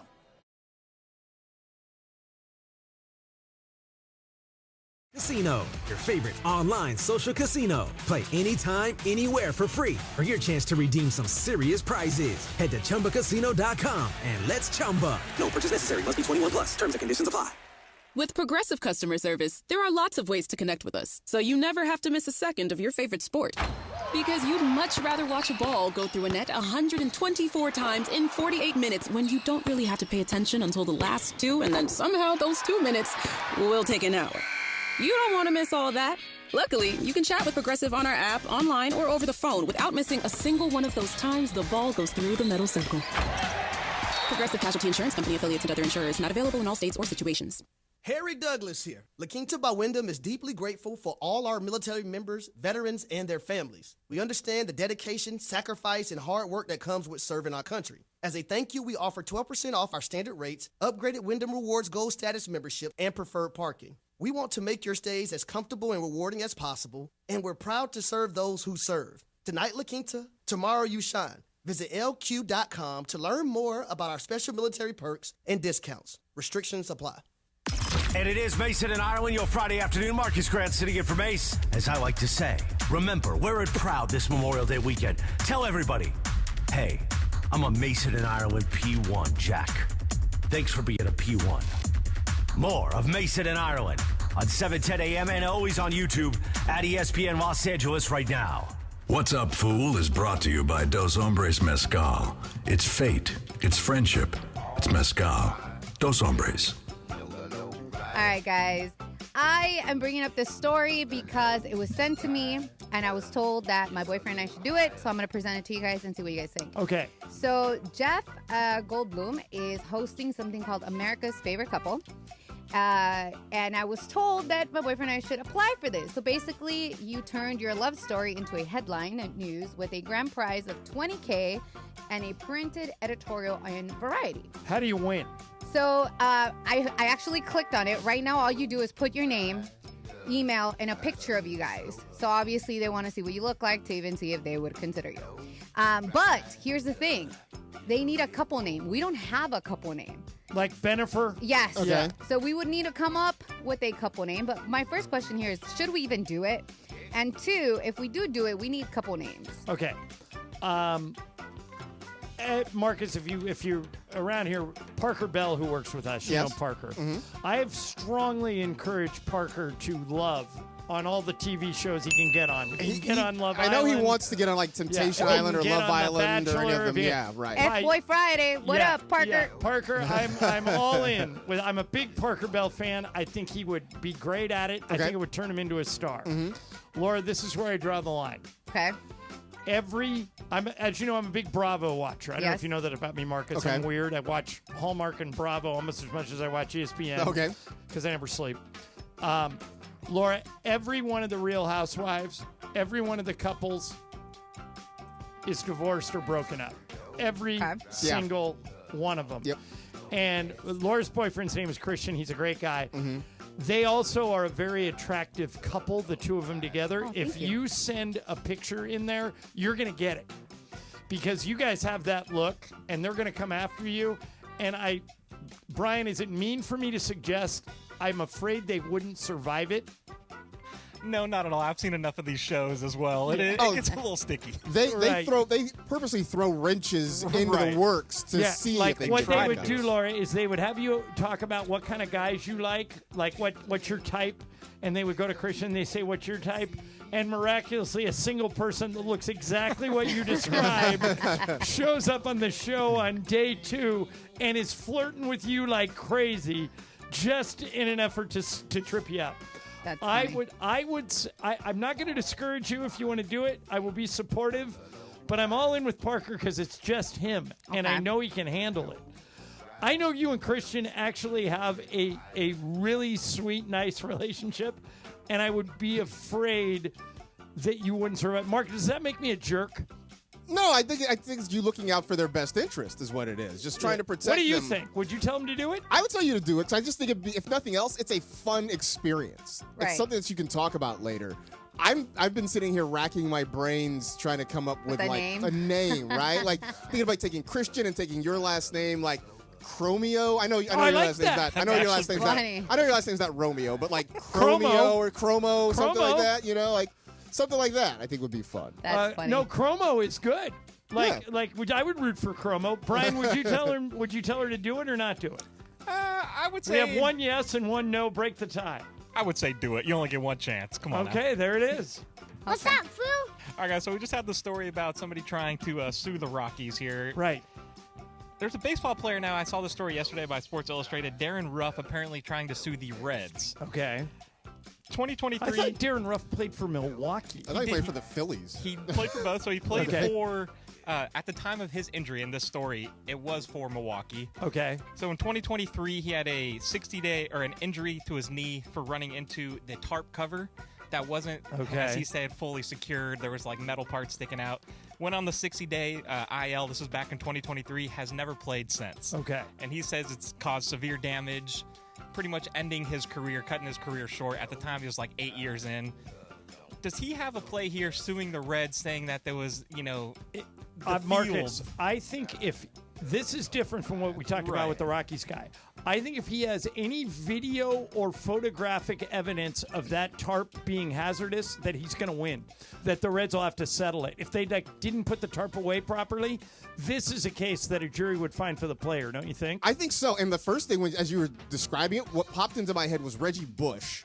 Near the end of his career, he's playing for the 49ers. They were in a game in St. Louis, and he ran out of bounds, or ran through the end zone, and around the edge of the field was like a concrete sort of runway walkway, and Reggie got on there, he slipped, hurt his knee, and ended up missing the rest of the season. after the fact, I think he sued the Rams, and he ended up getting $10-12 million Right, because the Rams don't want the publicity or the lawsuit. Right. Brian, I actually think that Ruff might win it but if he doesn't have a picture of it or a video of it, I don't know how he wins. So part of this article showed the actual play. It happened back in 2023. It doesn't really zoom in on the tarp, but it shows him running into it, his knee bloody, all that kind of coming off the field He right might after. win. I think he's got a strong He case. might win. Yeah. He might win. What's up, Foo? All right, guys. Again, I love me my national days, and today is National Cooler Day. And a cooler is always seen in, like, high school games. And somebody actually sent in and asked if we can give Venice High School baseball a shout-out because they're playing at Dodger Stadium tomorrow. Go Gondoliers. For the division Wow, championship. nice pull. Thanks. Yeah. So I wanted to start with that. But now moving on to my question. So I also love horoscopes and astrology. You guys know this. And I noticed after reading this article that approximately 30% of U.S. adults engage in astrology, tarot readings, and fortune telling at least once a year. But only 1% of them heavily rely on these practices for major life decisions. I'm not one of them. I just think it's fun. But it is a $2.3 billion industry. Wait a minute. Astrology is a $2.3 billion Astrology. I believe it. Astrology, tarot readings, and fortune telling all together. So Holy, all of it. Okay? Oh my gosh. I So, believe it. have you guys ever done any of the following, either astrology, tarot, or fortune telling readings in your lifetime? I've read my horoscope, but I've never gone to a tarot reading or anything like that. Have you? I've never had one done. I have a friend who does them, and we've seen her bring out the cards and do stuff, and for entertainment purposes, generally, it's I think something sort of worthwhile. I read my horoscope, but I read it at the end of the day. As you should. That's exactly how you should do it. To see if the thing they predicted actually happened. Because I feel like if I read it in the morning, then I'm on the lookout for things to happen. So I read it at the end of the day to see if they were on point. Smart man. I have a friend who is pretty successful. We were in TV news together for a long time, and she strongly believed in psychics. Okay. She would go to a psychic 3-4 times a year. And Laura, she would make life decisions. Oh, no. Basically, including Dating? worse. Oh, no. She was married. She went to a psychic and she said, "Am I still going to be with my husband in 5 years?" No. No. The psychic said, "You're not. You're going to be with somebody else." And I strongly believe that it led to her breaking up with him. Wow. She won't fully admit it, but she's told me that story enough where I actually think she thought psychic's right. I think you can if you want to do what Marcus did and look and use it as a reference and look back and say, that was right. I think it's kind of a scam. I just think you can be generic. All right, if I wrote this about your horoscope, what's your astrological sign? I am a Taurus. Okay. Oh, stubborn. See, I think that's BS. But if I said to you, today is a day for you to focus on long-term goals. Talk to people you trust implicitly, and wisdom will come. Right. You can apply that to like anything some and anyone. dude you met on the street. Right. I just think it's a bunch of hooey. Brian, what do you think? I'm also right there. I don't fully believe it, but especially going to school up in Northern California, Humboldt, this is very much the culture Part of the about world. all this stuff. Part of the world. Well, I okay. think especially when you do what they do in Humboldt, then you're a little more susceptible Right, 100%. to stuff like that. There you go. I have heard some crazy, stories kind of like that with the card readings, but I don't buy any of it. What's up, Foo? So I saw this earlier this week with Apple. I feel like if I remember correctly, Marcus is the only one here without an Apple phone. I'm You're Team Android. Yep. Right. Okay. Yep. So Get a blue bubble, man. let's see if this would, kind of persuade you to get Apple. So part of their new iOS 19, they're doing something pretty cool here. All the phones from iPhone 11 on are going to get the update. If you have Apple AirPods, the earpod thing, they're going to give live translation feature, allowing real-time translation of conversations between different languages. Wow. So it'll translate this, whoever you're talking to in your headphones, real time, and then you can talk back, and it'll translate to them on speaker. Okay. Is this kind of a break a barrier? Easy to communicate. How big of a deal is this? I can't believe you brought this up because something happened to me 2 days ago where this would have come in handy, but I can't think of it coming in handy very much. But here's what happened 2 days ago. Okay. I live near a Fresh Brothers, the pizza place, like literally 3 blocks from it. So whenever we don't feel like cooking and we order a pizza, I go on the Fresh Brothers app, I hit a couple of buttons, and a pizza shows up at my house 45 minutes later. Okay. Within the last 6 months, Fresh Brothers has outsourced their delivery to Uber Eats. Mm-hmm. So I got a message right around the time I was expecting the pizza in Spanish from a driver basically saying, I can't get in the gate. I live in a guard gate because navigation took him to the resident gate that doesn't have a person. He had to go to the guest gate where he could get in. But I don't speak Spanish, and I had no way to explain that to him. Okay. So I had to call Fresh Brothers, explain what was happening. I said, is there anyone there who speaks Spanish? And the guy goes, yeah, there is. I go, can they call this driver and explain to him what's going on? So that's how I solved it. Okay. But had I had that, Brian, I could have just talked. You're saying, I could have talked on the phone, go, you're at the wrong gate, go to the guest gate, turn left again, and you'll be in. I don't know if that's going to make a guy like Marcus Grant, who doesn't have an Apple phone, get an Apple phone, but it won't hurt. I guess not. Although it's funny you say that. So like I'm doing this the old-fashioned way, right? Where I do my Duolingo like for 15 to 20 minutes a day. Awesome. And it helped me actually. I was at a metro station like a week or two ago, and a guy came up to me, asked if I spoke Spanish. I said un poco, and like I helped him. Un poquito. I helped him through the process of buying a Metro card so that he could get on the train, like with my actual little bit of Duolingo. So I guess that's a long way of saying no. That wouldn't make me buy an iPhone. That's awesome. By the way, when you buy, does everyone in your family have an Android phone? Well, your 6-year-old doesn't have a phone yet, my kid right? doesn't have a phone. My wife is Apple. My mom. Why are you Android? I think I just started with it. So here's the thing. I think a long time ago when I was in college, I had a Mac, an actual Mac computer. And you didn't get an Apple phone. That's interesting. No, because after a while, I got tired of my Mac. Like when things went wrong, like I'm the person who's I'm going to try to DIY things, right? I'm going to try to fix it myself. And you can't really do that with Apples, right? Like, so I would go get a PC. So that way I can try to diagnostic it. I can take it apart if I want to. Like you can't do that with Apples. And so once I got into that PC atmosphere, I just stayed with it through Android. I think at this point it's like everybody in my family except my mom. My mom still has an Android. I think everybody else in my family is Apple. Yeah, I think what's weird is, there are more in the world. There are more Androids than Apple. Yeah. But in the United States, there are more Apple than Android. So it's kind of a mixed picture. You go, all right, that's it for What's Up Fool. Coming up next, Marcus, you talked about this when you were in earlier in the week. This is a very hot debate, and we're going to get into it. USC is thinking about dropping the Notre Dame game. There is a good reason that makes a lot of sense why they should drop it. Mason thinks they should drop it. I think there's no way you end that thing. I think it's too fun, too much a part of all of our college football experience, but we'll get into it next. Marcus Grant in for Mace. I'm John Ireland, ESPN LA.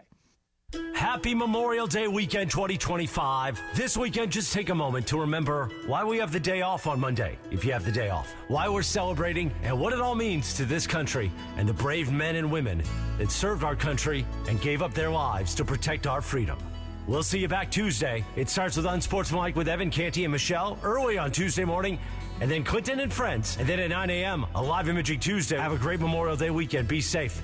And thanks for listening to 710 ESPN. This is an ad by BetterHelp. BetterHelp recently surveyed over 16,000 people and found that while 75% of people believe it's wise to seek support, only 27% of Americans are in therapy, and people stay silent to avoid being judged. At BetterHelp, they have over 10 years of experience matching you with the right therapist. We're all better with help. Visit BetterHelp.com/timeout today for 10% off your first month. That's BetterHelp.com/timeout. Good Karma Brands is proud to be an equal opportunity employer. Our policy is to provide equal opportunity employment, development, and advancement to all current and potential teammates. If you are an organization that maintains a job bank, provides employment information, or gives job referrals, you may request to be placed on the station's mailing list for future career opportunities. To learn more about careers at Good Karma Brands, please email careers@goodkarmabrands.com.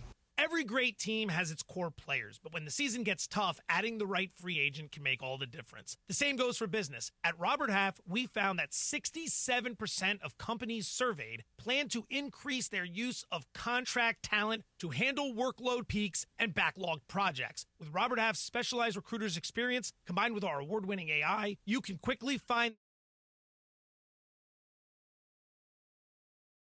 Hey, it's Travis. Join us Friday, May 30th from 9 a.m. to noon at Legends Attic in Claremont as we celebrate their one-year anniversary and kick off the Freddie Freeman World Series Game 1 Walk-Off Grand Slam Ball Tour. Plus, Oral Hershiser hosting special guests, Dodgers voice Joe Davis, Steve Sachs, Rick Monday, Jaime Harin, Peter O'Malley, and more. Giveaways in the amazing art of Dave Hobrick. Purchase your tickets for meet and greets at legendsattic.com. We'll see you Friday, May 30th at Legends Attic in Claremont. Tomorrow, it's East versus West as LAFC heads to Canada to take on CF Montreal. Oh, it's a golazo!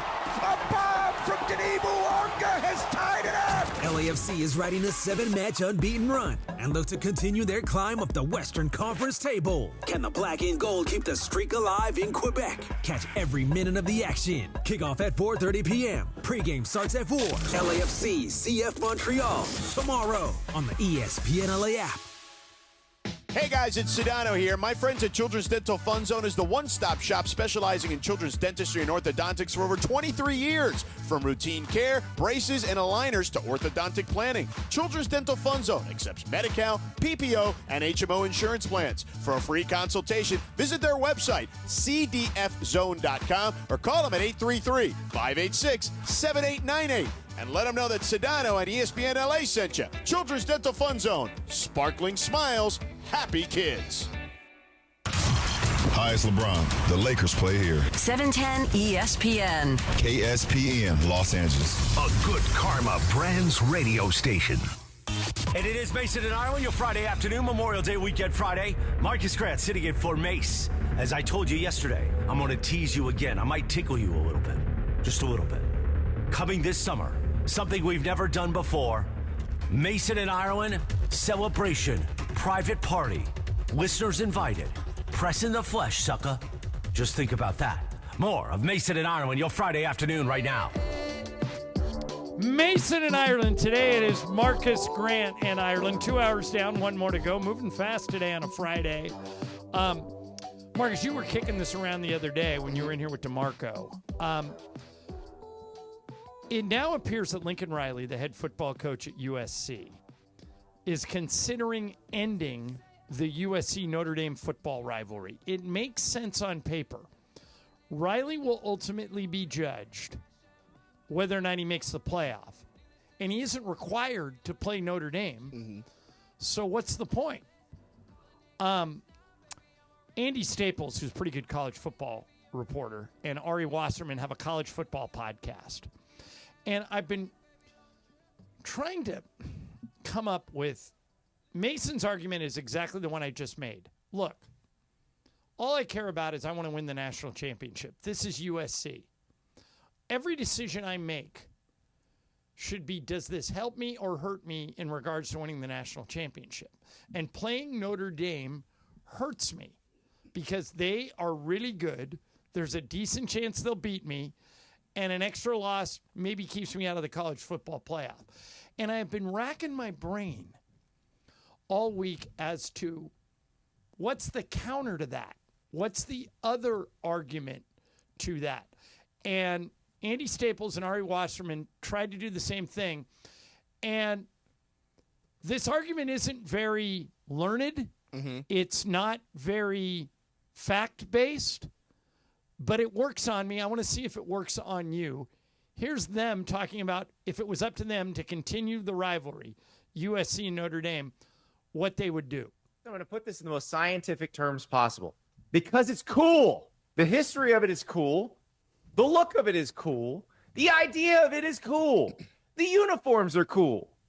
Why do we do anything that we don't absolutely need to do to breathe, to eat, to sleep, to live? Because it's cool. Notre Dame and USC should play every year because it's cool. And it's also like ingrained into the fabric of the sport. I'm all for screw tradition, do what makes sense, in a lot of areas. But it's also like when you think about college football, this is one of the games that pops into your head. What do you mean? What's the point of them playing? Okay, Marcus, I'm trying to win the argument. Mason's basing his argument on facts. I'm basing my argument on feel. How do I win the argument? Because college football has always been based on feel. College football has always been based on rivalry and tradition and emotion because and maybe this is, I think part of what this is, and you mentioned I talked about this on Monday with DeMarco Farr. Right. And it's just been rolling around in my head all week. And maybe it's because I'm a USC alum, and so this game and this topic still has a close spot to my heart. Right. But your weight, frankly, holds more than mine because you invest every week in your alma mater. And I think maybe because now we exist in a rings culture that has permeated through all sports. Sure. It has never been that way in college football because you have 100 and some odd college football teams, of which really any given year, maybe 4 or 5 have a real shot at a national championship. And so for that reason, the rivalries and the tradition meant something. It was that even at USC, where they've had success all these years, the goal was always win the Pac-10 or win the Pac-12. Right. And anything beyond that, then you start, shooting for national championships. And so it means something. I mean, I said this before, and I'll say it again. I'll change the analogy because I don't want to offend Mike Trudell this time. But I would rather have a gloomy, foggy, drizzly Thursday night in Corvallis, Oregon, versus, say, a bright, brilliant Saturday morning in Champaign, right? It just, those rivalries mean something in college football. And if we're just going to throw this all the way for what is really a nebulous shot, I think, at a national championship, I think you're doing more harm than good to the sport. All right, here's where it stands now. They're going to play on October 18th this year in South Bend. It's the last scheduled meeting between these two teams. USC offered a 1-year extension to the contract, adding a game in 26 in L.A., but Notre Dame rejected that in pursuit of another long-term deal. This has been played 95 times dating back to 1924. So 95 times in 100 years. I don't have any other argument other than to say it's fun. I stop what I'm doing to watch this game. And I think that should be enough. Is it, though? I mean, I don't think it is now because everything around college sports and college football in general has been to chase the money and chase the dollars. But it should. And I said this before. I think at some point, what is wrong with fan service? What is wrong with – because it seems as though we have lost so many things, especially in college sports, in pursuit of, one, trying to get this system, this perfect system of – determining who should win a national championship, but also in just the pursuit of bigger dollars and bigger TV numbers. When I think for the most part, if you're a fan of a college program, you are a fan because you love your team. You also hate the other guys, right? I mean, I love USC.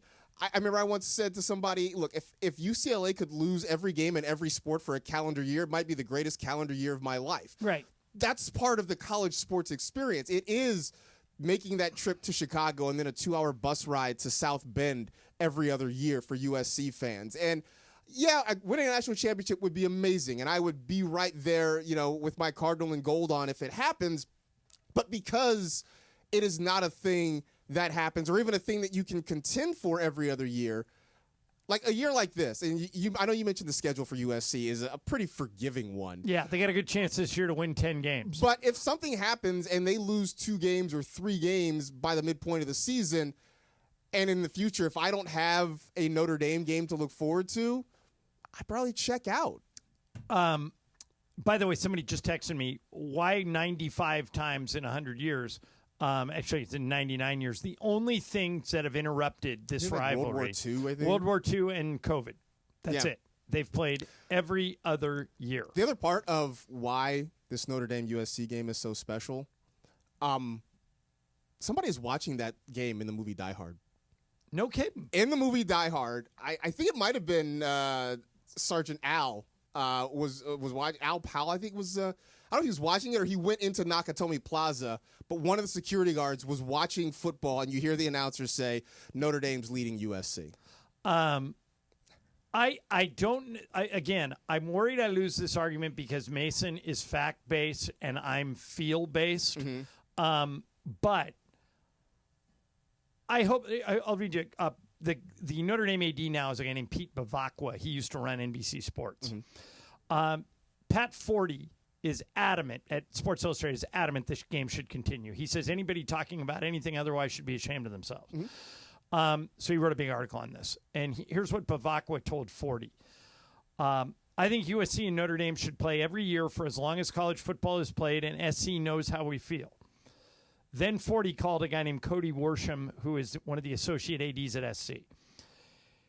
Here's what Cody says. We want the USC-Notre Dame rivalry to continue, which is why we offered an extension. It's a special game to our fans and our institution. We will continue to work with Notre Dame on scheduling future games. That, I don't know, Cody Worsham from Adam, that's lip service. That's a bunch of crap. Notre Dame is offering a 10-year deal. You're offering a 1-year deal. Yeah. If you were sincere, you would take the 10-year deal. You're keeping your options open because your coach doesn't want to get fired for losing to Notre Dame. If that's your attitude, and I like Lincoln Riley, don't coach at USC. Go coach at Oregon State. I also think if you're Lincoln Riley, you tread really carefully here because you came to USC with a lot of fanfare. You brought Caleb Williams over. He had that phenomenal first year where he wins the Heisman Trophy. They won more games than I think people expected. They have regressed every single year since then. There's a lot of discontent within the fan base. And now, like the USC, UCLA were among the leaders in blowing up what was the Pac-12 in an effort to go to the Big Ten and make more money. So you've already blown up those relationships. Now you're also talking about axing one of your other big rivals that's still left. It just feels like if you're Lincoln Riley, this is one that, you might want to be sort of cautious about. Okay, let me give you the SC argument as to why you might want to get rid of it, and you can just respond to it. Because of what you talked about, the move to the Big Ten, they conceivably could have a ridiculous travel schedule. They could go to Michigan, Minnesota, and Maryland in a 5-week span. You add South Bend to that. You're just continuing to send your kids completely across the other side of the country every single week. Now, they've lost 6 of the past 7 in Notre Dame. That could have more to do this than anything. But what about that? The fact that we had to take the Big Ten deal because we needed the money, and now we're asking our kids to fly to the other side of the country 6 out of 7 weeks. It's just not smart. It's not smart, but it's also the deal you made when you chased the dollars to go to the Big Ten. I don't love the idea of Rutgers being a conference game. There's nothing about Piscataway, New Jersey that gets me fired up, but this was the deal you made when you decided that this is what you wanted to do. And it just feels like losing Notre Dame is losing a big part of the history and tradition of USC. I think losing Stanford was a big deal. That was the team that SC had played more than any other team in the country. So losing that was a huge deal. I would hope we never get to a point where we're discussing not playing UCLA again, right? Like that would be heartbreaking to me. So I don't know. I feel like at some point history and tradition matter in college football, but it seems like in the pursuit of dollars, people are willing to just throw it all away. All right, I'll end on this point since you just kind of went where I wanted to go. Here's what 40 writes. Consider what the rivalry has contributed to the sport. Newt Rockne versus Howard Jones in the 20s. Ara Parseghian versus John McKay. Anthony Davis scoring 6 touchdowns at the Coliseum in 1972, then adding 4 more in 74. The original green jersey game lit the fuse on Notre Dame's 77 championship team. Tim Brown's 254 all-purpose yards to upset USC in 86. The Bush Push game in 05, and so much more. That's all history and tradition. That's all why you keep it going. I hope USC doesn't fumble the ball here. I really do. It just seems to me like we've already gotten rid of Stanford and Cal. We've already gotten rid of the Pac-12. I mean, at some point, you got to give us something that we want, and we want USC Notre Dame. But if Mason were here, he would argue, none of that helps me win the national championship. That's all I care about. Get rid of it. But I also feel like, because, some close friends have a text chain with it, and I'm the only one with a tie to USC in that group, and it does seem like for people who aren't necessarily in it, there is more of a deal. It's like, hey man, time moves on, things change. We'll all get over it in a little bit. And I do think that when you are sort of involved or closer to it, there is kind of that tradition and that personal, that personal feeling to it. And I think it hurts to think about losing that. All right. Would you buy a plane ticket on a short flight if you didn't have a seat? If it was standing room only, you may have the chance. We'll get into that next. Marcus Grant in for Mason in Ireland, ESPN LA. What is on tap today on 710 ESPN? Well, the NBA Conference Finals continue tonight in New York. Coverage begins at 5 p.m. on 710 and on the all-new ESPN LA app. Thanks to Michelob Ultra, a refreshing and balanced flavor with only 2.6 carbs and 95 calories. Michelob Ultra is only worth it if you enjoy it. Please enjoy it responsibly. Yes, indeed. It's time for another battle in the East tonight. Eastern Conference Finals game number 2, Pacers-Knicks. After the Pacers pulled off magic in overtime in Game 1 at the Garden, time to do it again. We'll bring you coverage starting at 5 p.m. on 7:10 a.m. and on the ESPN tile on the all-new ESPN LA app. Thanks to our friends at Michelob Ultra. 2.6 carbs, 95 calories. It's only worth it if you enjoy it. And Chumba Casino. And Pro Baller, the official energy drink of the Los Angeles Lakers. And don't forget, at 5 o'clock, Sedano and Cap will do a YouTube-only hour from 5 till 6 on YouTube at ESPN Los Angeles and on the Listen Live tile on the all-new ESPN LA app. We got you covered for the NBA playoffs starting at 5 p.m. tonight, right here on 710 ESPN.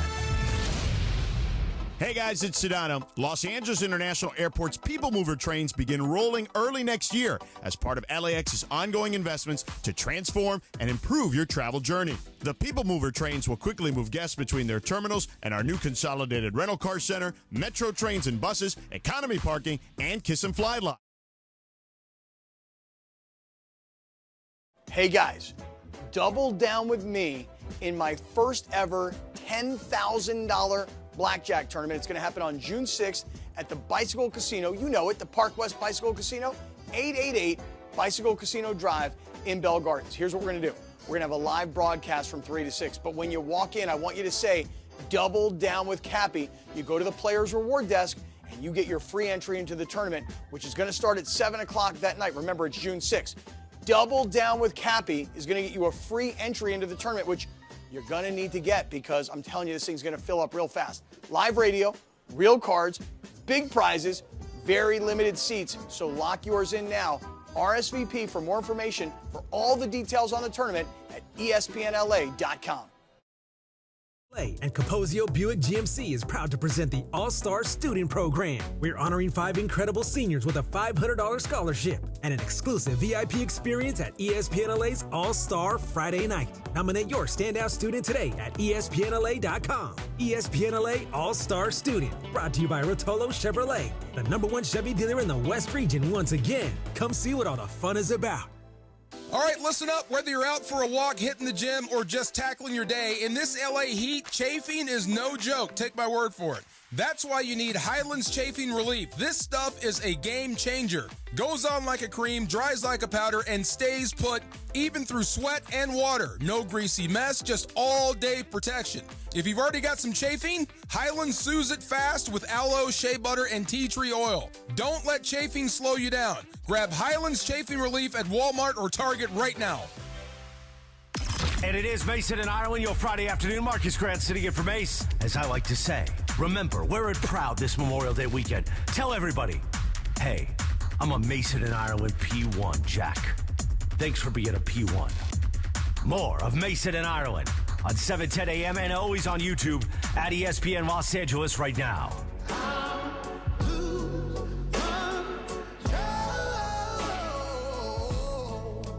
Chris Stapleton, Brian?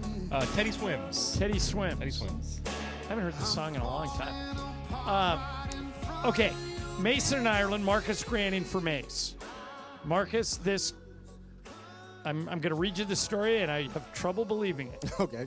In a bold move to reduce airfare expenses, several budget airlines will introduce standing-only seating options beginning in 2026.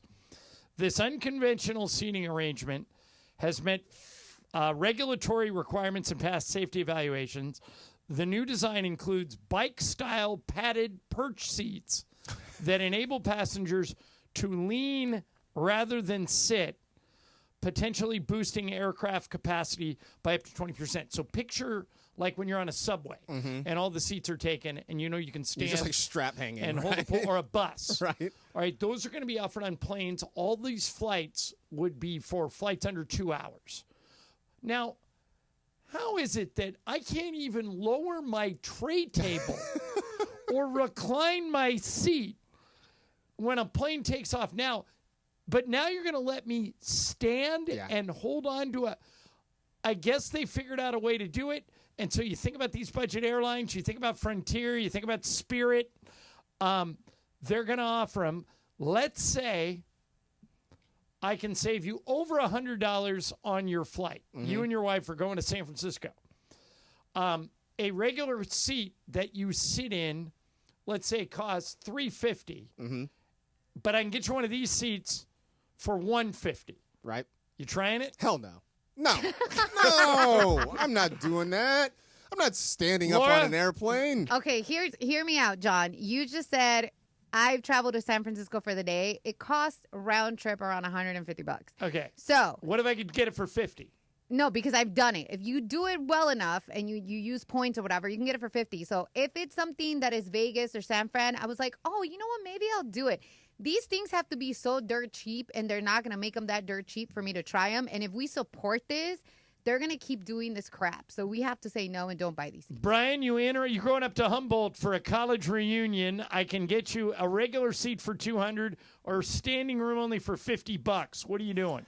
I'm in. I would try this. No, I would Brian, do it no. once. I definitely would. I mean, it feels like a roller coaster. I don't know. It's a little different experience. I just want to know, how did they get this past the safety people? Because I literally was just on a flight when I flew from Spokane to L.A. like a week ago, and the guy goes, put your tray table. Yeah, I was watching my iPad. He goes, can't have your tray table up, can't have your seat reclined. Oh, but now I can stand? Stand up. No, there's no chance I'm doing this. Yeah, I just matter of fact, I'm like wondering if it'll actually ever happen. I mean, I'm sure, the airline lobby, which I'm sure is very strong, will push to make this happen. I mean, here's the thing, though, because, I feel like Spirit is at the front of this charge. Does Spirit have enough revenue to actually lobby, the FAA to make something like this happen? Okay, here's the story we would only bring you on a Friday. This comes from Connecticut.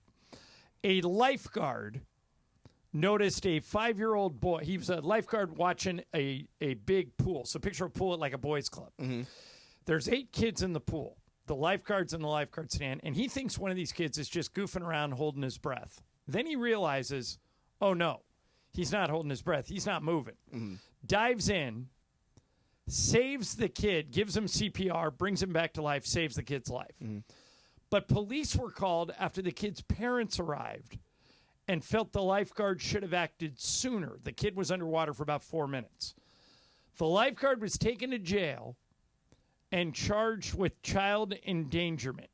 Video surveillance shows the lifeguard was not distracted. So he wasn't sitting in his lifeguard perch looking at his phone or talking to girls. He was doing his job. He just thought the kid was holding his breath and made a bad judgment call.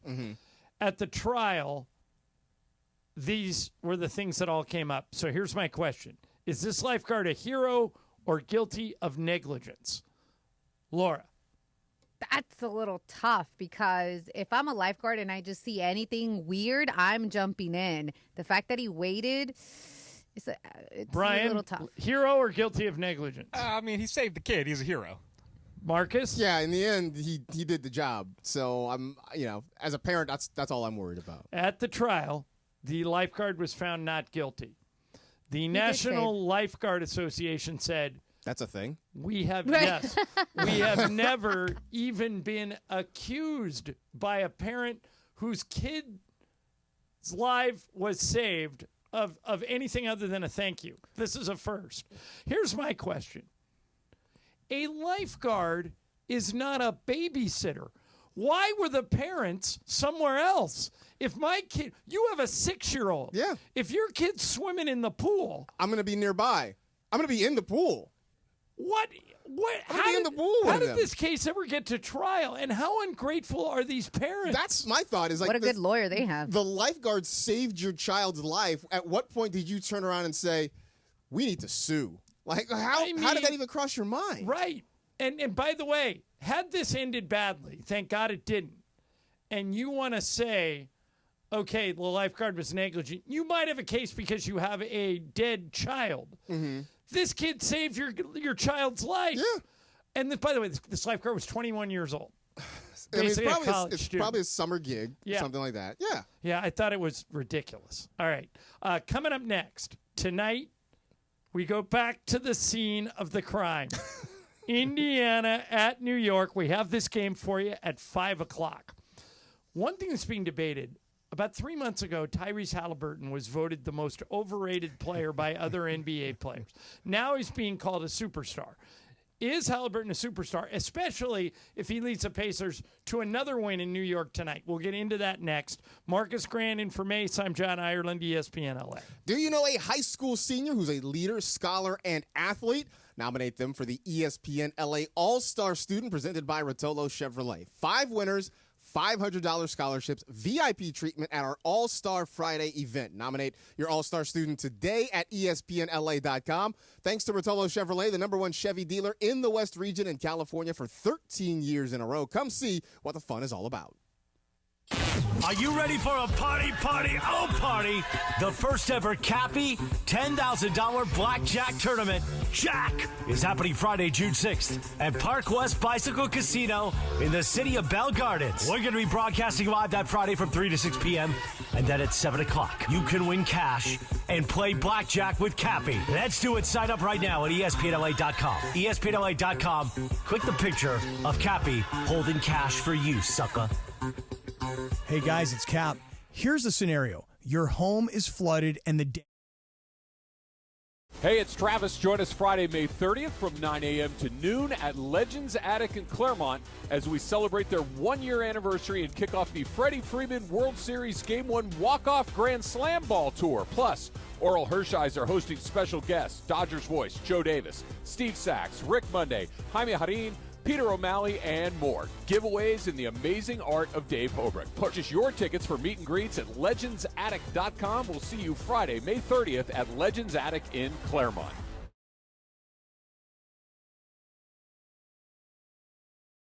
You call Avnergat today at 818-917-5256 or you go to avnergat.com. It's 818-917-5256 or avnergat.com. You call, Avner answers, he says hello. Your claim is our game, avnergat.com. Why do more people buy their car at the Cerritos Auto Square than from any other location in Southern California? Easy. With 24 dealerships side by side, car shoppers can find the right car at the right price at the right location. Learn more at CerritosAutoSquare.com. At Children's Hospital Los Angeles, we're a nationally recognized leader in pediatric care, honored by U.S. News and World Report as one of the best in the country. Here, we achieve amazing breakthroughs that change lives. From groundbreaking cancer therapies that offer new hope to young patients, to advanced heart procedures that save lives, we partner with families to conquer challenges and achieve extraordinary outcomes. Choose the best care for your child at chla.org. This just in, the NFL schedule has dropped, And you know what that means. It's go time. Adam Schefter here with the Insider Tip. If you're trying to catch your team live this season, Vivid Seats is the move. For the best selection of games and seats, it's time to snap your tickets up now. Vivid Seats has great deals on great seats and the only rewards program in the game. It's no wonder they're the official ticketing partner of ESPN. So don't wait. Head to vividseats.com or download the app and lock in those game days.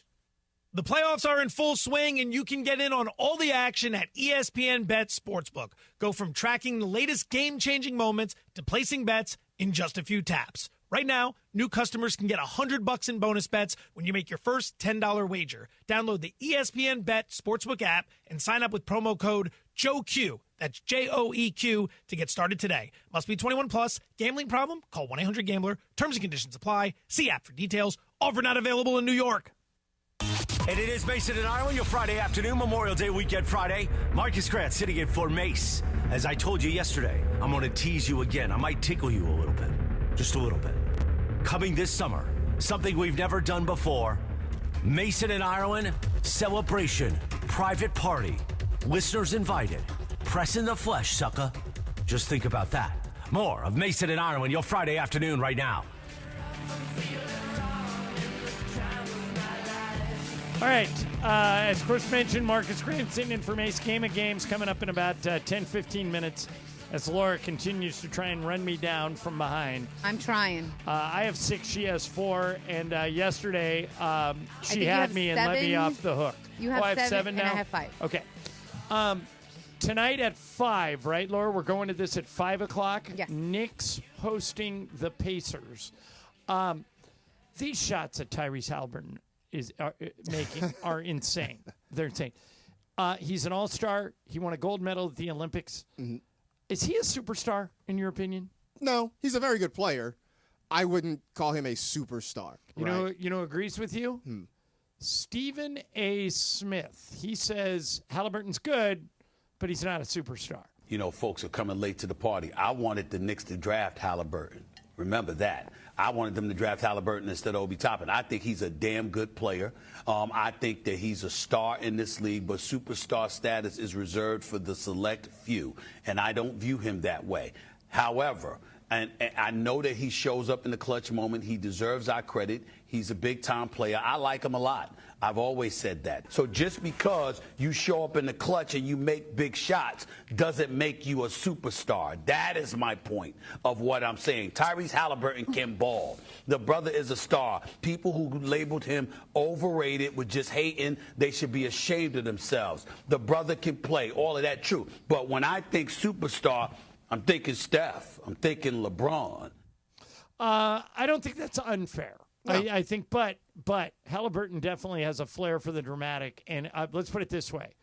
If I'm the Knicks, I don't want it to be a 1-point game with 10 seconds left and that dude having the ball. What do you think happens tonight? I think the Knicks bounce back. And I think they come out. I think they come storming out of the gates early. And I actually think you'll get a good sense by the end of the first quarter of how this game's going to go. If the Knicks come out with energy, like they just shook off what happened in game 1 and they come out and they're ready to fight, I think they come out and win this game. Now, if they come out and they're a little lethargic or there's a little bit of maybe nerve, maybe Ben Stiller is making them nervous again. Ben Stiller and Fat Joe are exchanging glances across the court, making the Knicks nervous.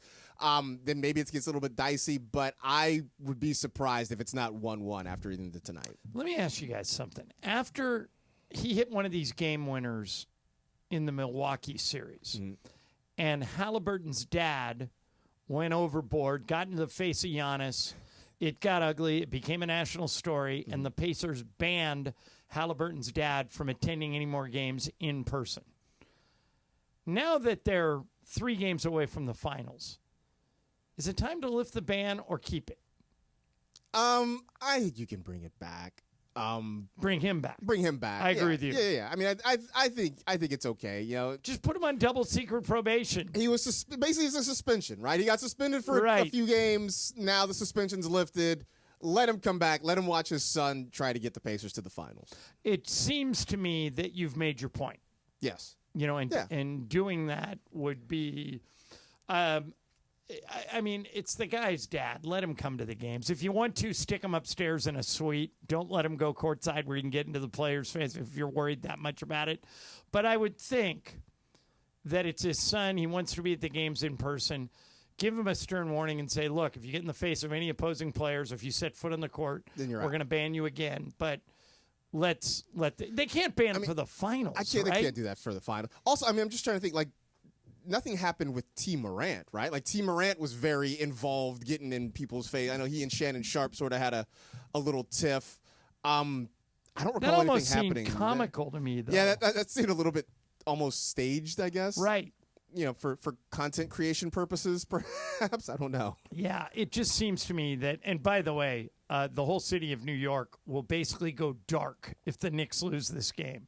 It has been, I don't know if you heard, we played this earlier in the show, but now even the celebrities are worried. Ben Stiller thinks that by sitting courtside, he's making the players nervous. Listen to this. I see, Fat Joe and I see each other at games, and like he was telling me the other game that I stress him out too much. That he sees me across the court when he's usually on the side, like where the Knicks bench is, and he's like, "Oh, Ben, you're like stressing me out because you're so like I see your face and I see you worrying," and I'm like, and I started to feel like, wait a minute, I'm affecting Fat Joe's experience of the game. Like we're all in this together. I had no idea. And then I started to get self-conscious that, like, maybe I'm affecting the players because I'm not, like, putting out a more confident front or something. And then Tracy Morgan will say, the players sense when we're stressed out, and you can't let them know that we're stressed out. Now we got to the bottom of why Mitchell Robinson missed all those free throws. Yeah, exactly. He kept looking over at you. Exactly. Which is ironic for Tracy to be saying that to me, given his history, but still. Yeah. All right, so it's on tonight in New York. The Garden, the celebs, Tyrese Halliburton, it's all happening. You can hear the game, 5 o'clock here on ESPN LA. Speaking of New York, wanted to get this in before we go to Game of Games. There is a movement in New York City right now to switch to a 4-day work week. In other words, Monday through Thursday. Today would not be a work day. Mm-hmm. This is great for workers. Would it work for companies? Is it a good idea or a bad idea to switch? It's obviously a hugely radical change. You and I have jobs that don't really require a standard work week. We've got to be in on certain days, but we both had jobs that required a standard work. Do you think a 4-day work week would work in America? Yes, I think it would. And I say that because we figured out how to make remote work and hybrid work function. Right. You know, like obviously it was by necessity when COVID happened, but we all figured out how to make that work, how to be productive, how to continue to, sort of have that work-life balance. I mean, look, credit to the French, man, because they figured this out a while ago, the whole 4-day work week thing. I think it would work. Also, I'm going to be team labor here. I'm going to be team worker. Like, I think whatever makes things better for your everyday worker, in the end, will make it better for companies because you'll just be happy. Right. Let me be clear what I'm talking about here. I'm not talking about cutting your salary or anything. Like, they're in New York, this is how far down the line they've gone. An assembly member has tried to put in one program that would apply to all state employees, ensuring no pay cuts, and they would offer private businesses tax breaks to encourage their participation. So they're doing this for people's physical well-being. Yeah. I hope it works. I'd love to work less. Laura, what do you got? So my sister works at a hospital, and they do 4 days, 10 hours. So that's like normal for healthcare workers. I also have a friend who works on the billing side of that industry. They just transition into 4 days a week. And right now they're currently working 8 hours, but they get paid their full salary. So a lot of companies are trying to implement that even here. It's just there's a lot of pushback. But I asked Brian when you brought this story up, John, how would that work for us? Like, it wouldn't work for somebody in media. You know what I mean? Like, well, no, but here's the thing. So imagine this. Based on this, all of us would get Friday off, yet we wouldn't get our salary reduced. You guys would be paid for working on Friday. I'm done. And the way they would justify it with our bosses with good karma is they would give them tax breaks to cover our salaries. I'm in. Let's go. Let's So make it it is. happen, It's Kelly. an honest attempt at making your lifestyle better. Yeah. I just don't know. It's a pretty radical change from what we're used to. I mean, it definitely is. I think for everyday workers, they'll get behind it very quickly, more than companies would. I'll say this: my dad for years always set up his schedule so that he was always off on Fridays. For most of my childhood, he was off on Fridays because he would just work 4 10-hour days and be done with it. I will say this. There are many people who have kind of gamed the system. Mason and I used to work with this guy named Chuck Booms. He was a comedian, and he was good on the radio. He would take every Friday off, whether they gave it to him or not. So if he would ask for it off and they'd say no, he'd go, okay, I'm sick. Mm-hmm. And they would go, oh, okay. And they would just, and he got away with it for like 3 years. And Mason has said many, many times, he's not leaving any off days on the table. Mm-hmm. If you give him 10 sick days, he'll use all 10, even if he's not sick. If you give him 8 vacation weeks, he will use every single day and never leave one on the table because he feels like he doesn't owe the company anything more than what is negotiated. Mm-hmm. And I'm not so sure he's not smarter than all of us. Yeah. Because he's working less than anybody here. I mean, I am in favor of using your off days, and I know people who save them, who don't use them. The idea being like, when I leave, I got to get paid out for those, and I'm like, yeah, good luck. I'd rather just have the day off, right? To be honest, right? With you. Yeah, I'm stupid. I do that all the time. All right, coming up next, game of games. It's my game today. Laura's breathing down my neck. Go, Marcus. Go, Brian. Do we have anybody else? Damn. Do we have I anybody? will find somebody. Okay. Don't worry. We'll play Game of Games next. Last one of the week, ESPN LA. Tomorrow, it's East versus West as LAFC heads to Canada to take on CF Montreal. Oh, it's a golazo! A bomb from Denis Bouanga has tied it up! LAFC is riding a 7-match unbeaten run and look to continue their climb up the Western Conference table. Can the black and gold keep the streak alive in Quebec? Catch every minute of the action. Kickoff at 4:30 p.m. Pre-game starts at 4. LAFC CF Montreal tomorrow on the ESPN LA app. Don't navigate the legal system alone. Hey, it's Travis. At the personal injury law offices of Joseph S. Normand, they will fight tirelessly to get you the max compensation you deserve. Joe and his team understand the emotional and financial toll that an injury can take on you and your life. Call 213-747-2000 or visit normandlegal.com. The law offices of Joseph S. Normand have helped thousands of people like you recover millions of dollars in settlements and verdicts. Visit normandlegal.com or call 213-747-2000. Your recovery is their priority. Ever feel like the road is out to... Thankfully, Hyundai is always working to ensure it doesn't, with over 130 IIHS Top Safety Awards since 2006. IIHS Top Safety Awards include Top Safety Pick and Top Safety Pick Plus awards to Hyundai vehicles from 2006 to 2025. Lease a Hyundai Tucson for only $259 a month, or get 3.99% APR for 72 months. See your SoCal Hyundai dealer. Offers end June 2nd. Call 714-568-7676 for details. All right, listen up. Whether you're out for a walk, hitting the gym, or just tackling your day, in this LA heat, chafing is no...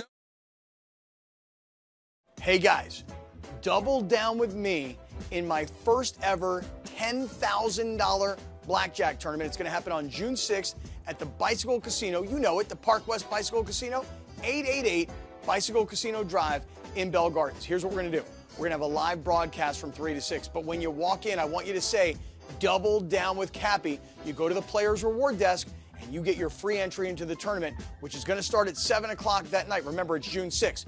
Double down with Cappy is going to get you a free entry into the tournament, which you're going to need to get because I'm telling you, this thing's going to fill up real fast. Live radio, real cards, big prizes, very limited seats. So lock yours in now.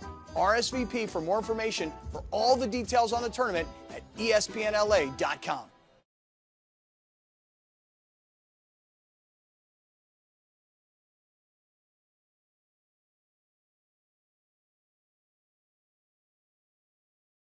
Start by keeping the weeds at bay with Earthgrow Mulch, now 4 for $10. Then keep your garden thriving with Miracle-Gro Garden Soil, now on special buy, 4 for $10.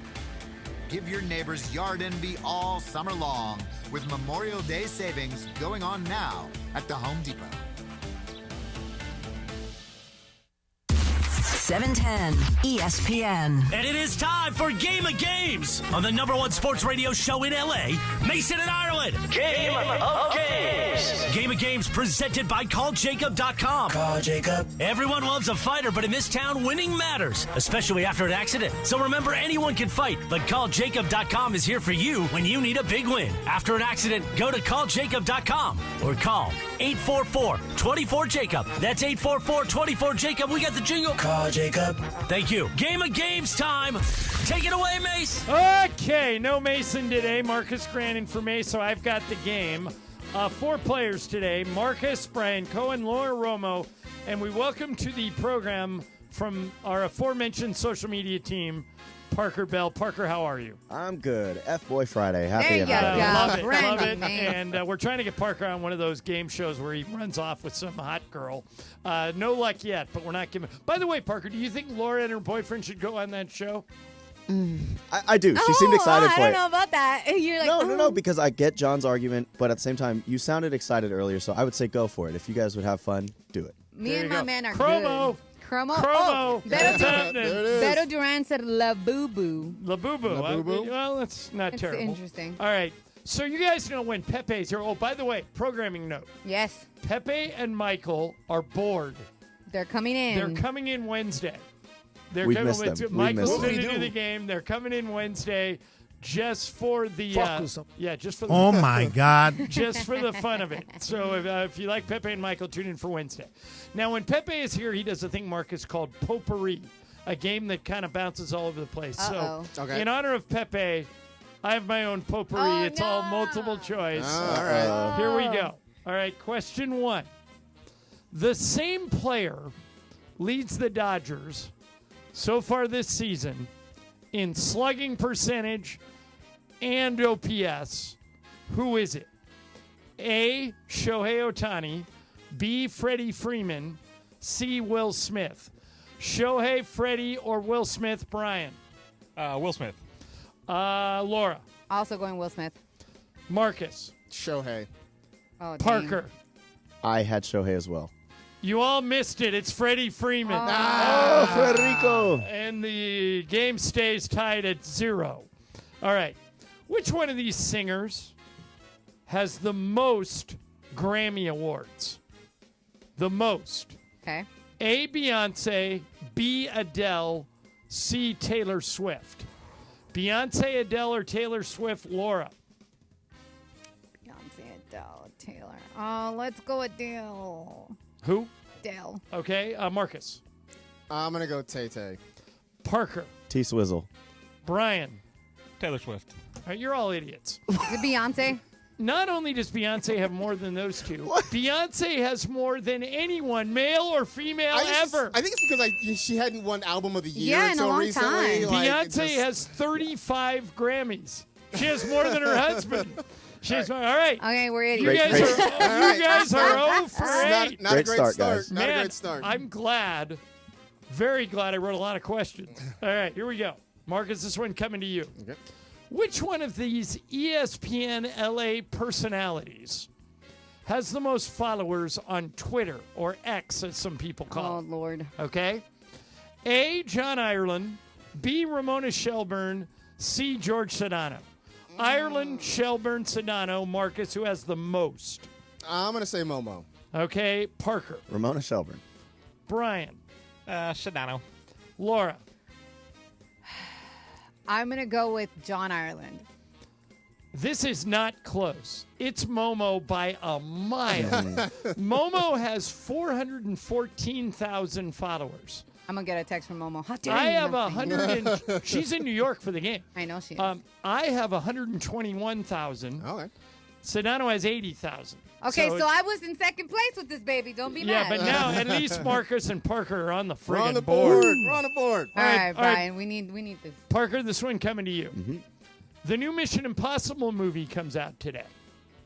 Which one of Tom Cruise's movies has the highest audience rating on Rotten Tomatoes with a 98% certified fresh rating? A, Top Gun Maverick. B, Mission Impossible Fallout. C, Risky Business. Top Gun Maverick, Mission Impossible Fallout, or Risky Business? Parker. Maverick. Brian. Top Gun. Laura. Risky Business. Marcus. I'm going Top Gun Maverick. It's Mission Impossible Fallout. You all missed it again. It's Fallout? 98%. You guys. I was 0 for 4, damn it. Fallout was kind By of the way, you guys nondescript. in this game, you guys are 2 for 16. You guys my are like the gosh. Wolves shooting 3. I should say we're All right. Call me Nickel Alexander Walker. All right. Brian, back to you. Which NBA arena has the largest capacity, holds the most fans, okay? A, United Center in Chicago, B, Little Caesars Arena in Detroit, or C, the Chase Center in San Francisco. So Chicago, Detroit, or San Francisco? Chase Center. Okay, Laura. I'll go United. Marcus. I'm going to go Chase Center. Parker. Chicago. It is Chicago, Yeah, I've and been Parker there. has the lead. Parker has 2. Laura has 1. Marcus has 1. Brian, you're Brian. in the running for the Ireland. Oh, no. You are 0 for 5. Okay. Luckily for you, we have many, many more. Nice. All right. Next one. Laura, coming to you. Got it. Which one of these ESPN personalities has been with the network the longest? Okay. A, Carl Ravitch, B, Holly Rowe, C, Reese Davis. And I will tell you, they've all been with the network around the same amount of time. Carl Ravitch, Holly Rowe, or Reese Davis. Which one's been around the longest? I'll go with Davis. Marcus. I'll say Ravitch. Parker. I had Ravitch. Brian. Also had Ravitch. Brian, you're off the schneid. It was Carl Ravitch. Ravitch joined in 93, Davis in 94, Holly Rowe in 95. The score, Parker Bell 3, Marcus Grant 2, Laura and Brian 1 each. Marcus, coming to you. Who led the Lakers in assists per game this past season? A, Luka Doncic, B, Reeves, C, LeBron James. I'm going to say Austin Reeves. Parker. LeBron James. Brian. LeBron. Laura. LeBron James. It is LeBron. Yeah, he had over 8 a game. I felt Come like on, Marcus. That felt So too now- obvious, you know? now- I Parker mean- has 4, and everybody else has 2. Parker, this one coming to you. Who is the highest grossing movie actor of all time? In other words, the movies he's been in have made the most money. A, Samuel L. Jackson. B, Robert Downey Jr. C, Harrison Ford. Samuel L. Jackson, Robert Downey Jr., Harrison Ford, Parker. Iron Man, baby. Robert Downey. Okay, Brian. Harrison Ford. Laura. Also going Harrison Ford. Marcus. Samuel L. Jackson. You are correct. Did you know? I did know that one. Think about Damn. it. He's been in Star Wars. He's been in Oh. Die Hard. He's been in Avengers. yeah. I've never been seen in- Star Wars. Yeah. So, Parker 4, Marcus 3, Brian and Laura 2.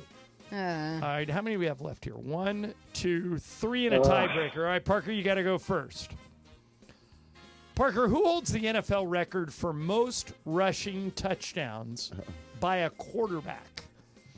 A, Lamar Jackson, B, Cam Newton, or C, Josh Allen? Lamar Jackson, Cam Newton, or Josh Allen? Parker. Oh boy.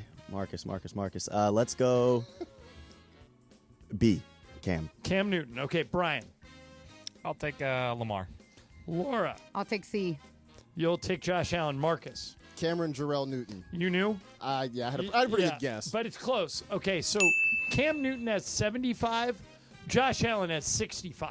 So Josh will probably catch him In the this next year. couple years. Yeah, this year, if next not year, this yeah. year. Am I out now with 2? You are out. And Brian, you're out. Screw you, Parker. You're supposed to come and help me, and now you're out here winning. All right, there are 2 left. Marcus, you're 1 back. So right. one of these, you have to go Go, opposite Marcus. of Parker. You can go opposite both if you Okay. want. All right? Parker, William Shakespeare is the best-selling fiction writer of all time. He sold over 4 billion books. Who's second on that list? A, J.K. Rowling, B, Dr. Seuss, or C. Agatha Christie? Oh. J.K. Rowling, Dr. Seuss, or Agatha Christie Parker? Team Marcus. Just because we're not a fan anymore, let's go Seuss. Dr. Seuss. Marcus, you want to go different on this one or wait? I'm going to wait. I'm going to go Dr. Seuss here. You should have gone Agatha Christie. I was my son. I almost did. Which means... all right, so now I got to go opposite. Yeah, for which sure. means Parker can end it if he gets Come on, this right. Marcus. All right, we got to buckle in. And we do have a tiebreaker if you need it. Parker, I mentioned that Around the Horn ended today after a 23-year run. How many total panelists appeared on Around the Horn over those 23 years? A, 61, B, 71, C, 81. 61, 71, or 81? 81. All right, Marcus, you either got to go 61 or 71. I'm going to go 71. You're going to kill yourself. It was 61, wasn't It's it? 61. It was right there I knew it for wasn't you. 81. Like, that seemed like too many. But, It was there for you. All right. So, well done, Parker. You win. We'll do the... Screw you, Parker. We'll do the tiebreaker just for fun.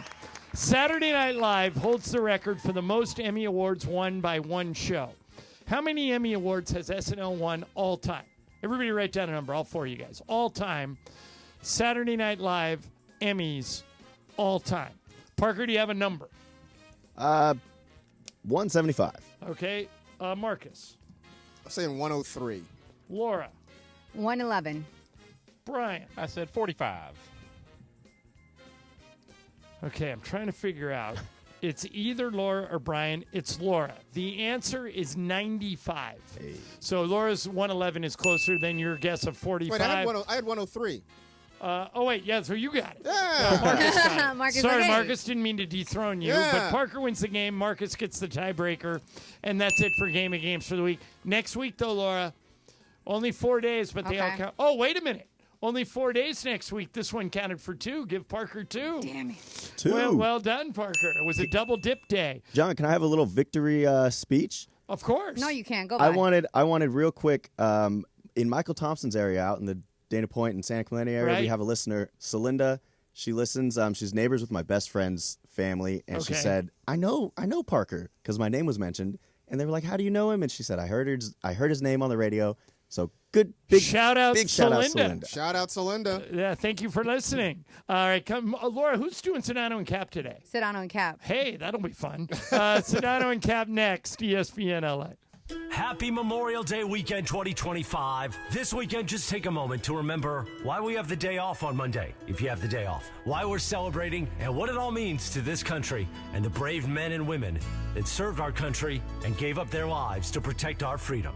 We'll see you back Tuesday. It starts with Unsportsmanlike with Evan, Canty, and Michelle early on Tuesday morning, and then Clinton and Friends, and then at 9 a.m., a live Imaging Tuesday. Have a great Memorial Day weekend. Be safe, and thanks for listening to 710 ESPN. Hey guys, it's Sedano. Flashy discounts, gimmicky sales? Don't fall for it. At Hernandez Wholesale Flooring, we give you honest, wholesale pricing all year long. No bogus markups, no tricks, just the best floors at the best prices. Call 866-62-FLOOR. No sale beats wholesale. Hernandez Wholesale Flooring, check them out at hernandezwholesaleflooring.net or call them at 866-62-FLOOR.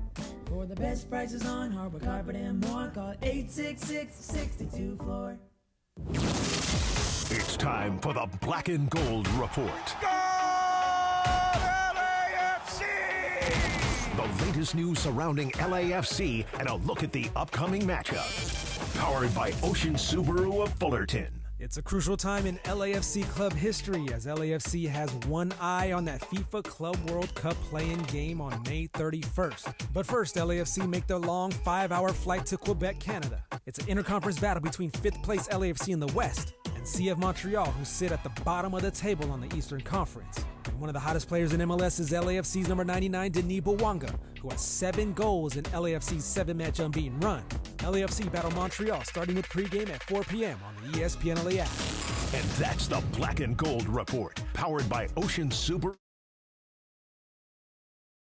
Hey, it's Travis. Join us Friday, May 30th from 9 a.m. to noon at Legends Attic in Claremont as we celebrate their one-year anniversary and kick off the Freddie Freeman World Series Game 1 Walk-Off Grand Slam Ball Tour. Plus, Oral Hershiser hosting special guests, Dodgers voice Joe Davis, Steve Sachs, Rick Monday, Jaime Harin, Peter O'Malley, and more. Giveaways in the amazing art of Dave Hobrick. Purchase your tickets for meet and greets at legendsattic.com. We'll see you Friday, May 30th at Legends Attic in Claremont.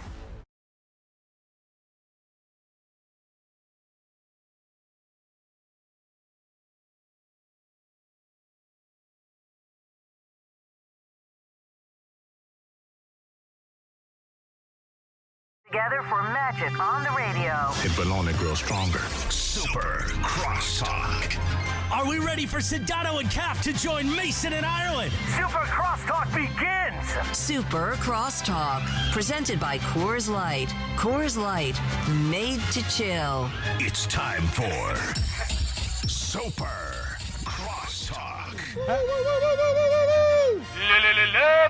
It's Effort Friday. It is Effort Friday, and that is the voice of Scott Kaplan coming to us live from South. Hi, Cappy. How's life? Hey, guys. How's things going? Everybody ready for a holiday weekend? Amen. Yes, sir. Amen. Hey, here's something that just got sent my way. I want to get your guys' reaction to it. Jovan Buha, who covers the Lakers for The Athletic and is excellent, does a deep dive on the Lakers after every game, as good of a beat writer as there is in the league. He said today on a podcast, there's always a chance LeBron could walk. As we've reported at The Athletic multiple times, and it's not just my reporting, it's been Sam Amick's as well, the relationship has been a little frosty at times. It hasn't always been the warmest over the past couple of years. I think LeBron's going to be a Laker next year. It's just a matter of, is he opting in or is he opting out and re-signing? Guys, I would be absolutely floored if LeBron played for a team other than the Lakers next year. I just don't see it happening, but I'm probably too close to it to render an honest opinion. Marcus, what do you think? I'm with you. I think he comes back to play next year. I For think, the Lakers. For the Lakers. Yeah. I think it's either the Lakers or he retires. I think those are the two options. But I think, why wouldn't he want a full season crack at it with Luka by his side? Now, I think the question is, because this might be the first time in his career that he really is Robin and not Batman, and I don't know how he handles that. But I just think getting Luka mid-season and kind of doing what they did, I don't know why he wouldn't want a full season run with it. Cappy, how surprised would you be if LeBron played for someone other than the Lakers next year? I would be surprised, but not like shocked, overwhelmed, can't believe it, no chance. I mean, I agree with what Marcus just said. In all likelihood, LeBron's going to play next year, and he's going to play for the Lakers. But can I just ask you guys this question? If you're watching the Western Conference Finals, and I acknowledge that last night's game, especially like 5 minutes or so to go in the third quarter, was no longer entertaining because it was no longer competitive. Right. Let me ask you guys, if you're LeBron and you're watching that game last night, do you think your team, and granted, it's not complete yet what the roster will look like, but do you think the Lakers next year are going to compete with OKC based on their youth, their depth, their size? Do you think LeBron is in his mind right now going, well, we got Luka. All we need to do is get piece C and D, and we're making a championship run? Because I thought that this year couldn't have been more wrong. Minnesota is not even competitive, and they annihilated the Lakers. I think those are all fair points, but the way I'd answer your question is, I think the roster is going to get completely shuffled. I think there are going to be 7 to 8 new players on the Lakers next year. So it's impossible to answer that question yet. But, Cappy, after the free agency, after the draft, I think we'll have a good idea as a better way to answer your question. Does that make sense? It does, but let me throw another one at you.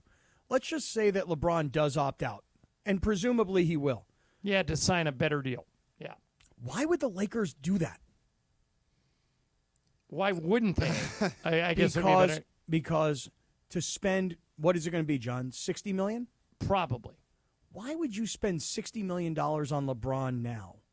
because he's one of only 15 All-NBA players in the league.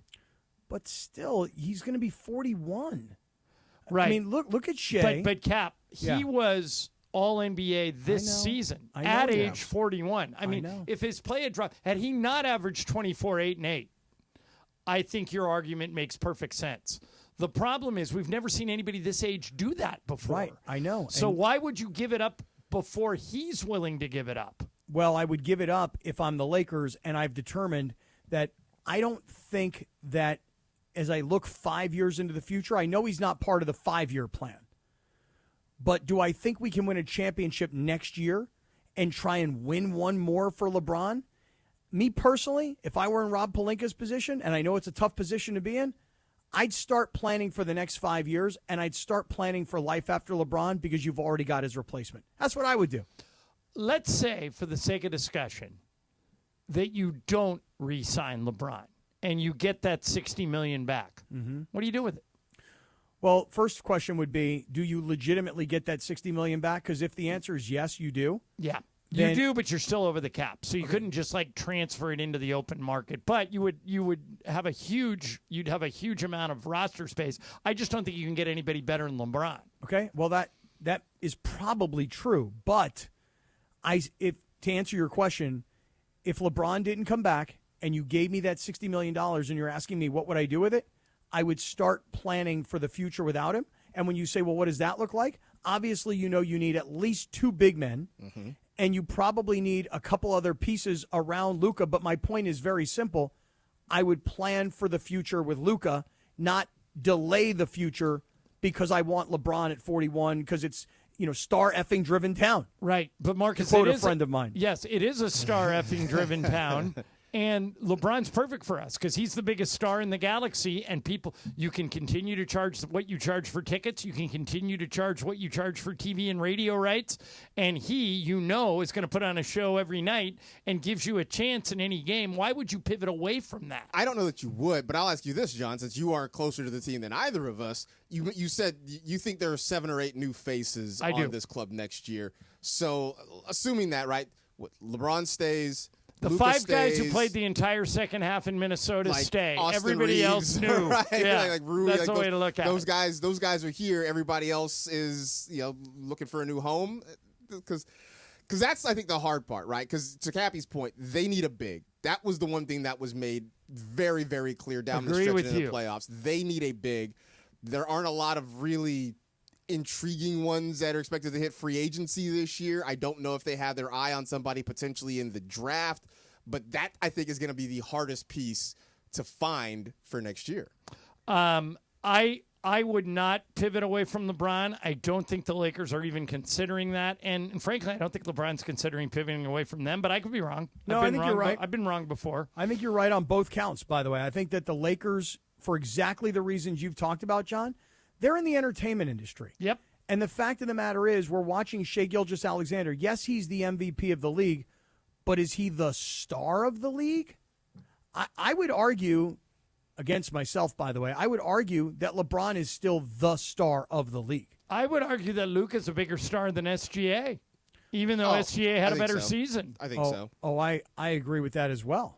SGA is unbelievable, though. Just a really great player. He's a great player, but it's kind of like Stephen A. Smith has been talking about recently, and I don't love what Stephen A. is doing here, but he's doing it. Which is, he's saying, hey, Jalen Brunson, he's a superstar. Tyrese Halliburton is not a superstar. Yeah, we played that clip earlier. Tyrese is pretty close, but he may not be, but he's pretty close. Well, I mean, is Jalen Brunson? I don't know that Jalen Brunson's a superstar. He just plays in New York. Yeah, that's the key right there. But here's the thing. That's hard to do. Not everybody can shine in New York like he's shining. Cap, how many times have we seen over the years a player gets traded to one of the New York teams and lays an egg? Brunson did the opposite.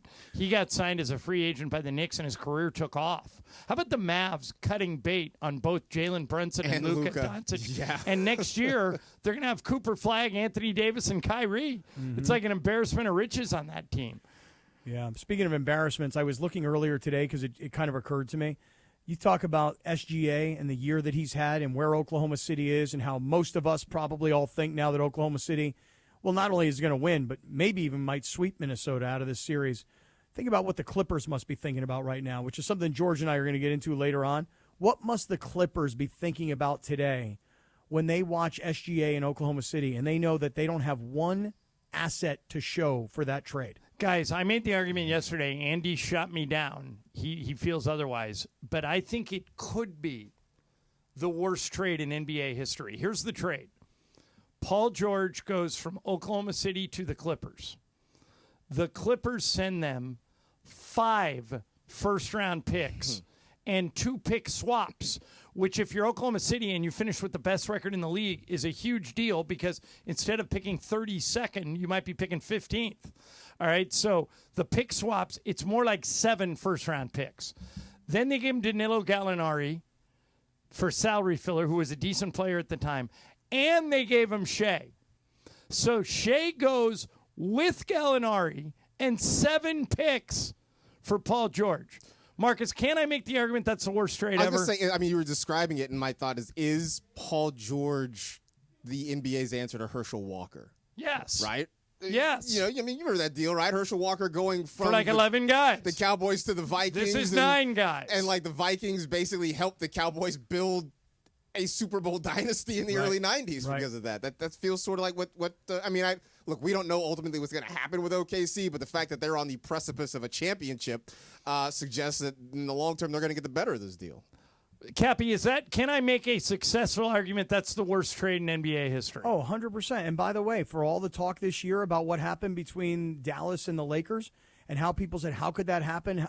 I mean, we didn't know it at the time, but now that we do, as Marcus points out, they haven't done it yet. They haven't finished it off yet, but they're getting closer. That historically speaking, this might go down as the worst trade in the history of the NBA. Best for Oklahoma City, worst for the Clippers, and worse for anybody on the receiving end of one guy who's not even with your team anymore. Cap, what happens tonight in New York? It's a good question, right? Because like on one hand, you wonder if Indiana stole the Knicks' soul. On the other hand, you wonder, are the Knicks going to show you some grit, some resistance, some fight? I'm not sure. Johnny I, wait, before you go. Yes, sir. Because I know that at 3:12 you bail. Yes, sir. Tomorrow, I'm playing Torrey Pines South. Nice. I don't play Torrey Pines South very often, John. Yes, nor does most of the world. No, I know. But you're the kind of golfer that plays the same course every day. Yep. How often do you venture out? Whenever I'm asked, but I haven't played Torrey Pines since I lived there, and I haven't lived there for like 20 years. I know. I haven't played in ages. But South, first of all, South's where you want to play. It's better than North. And when you get to the first tee cap, I want you to look out there and say,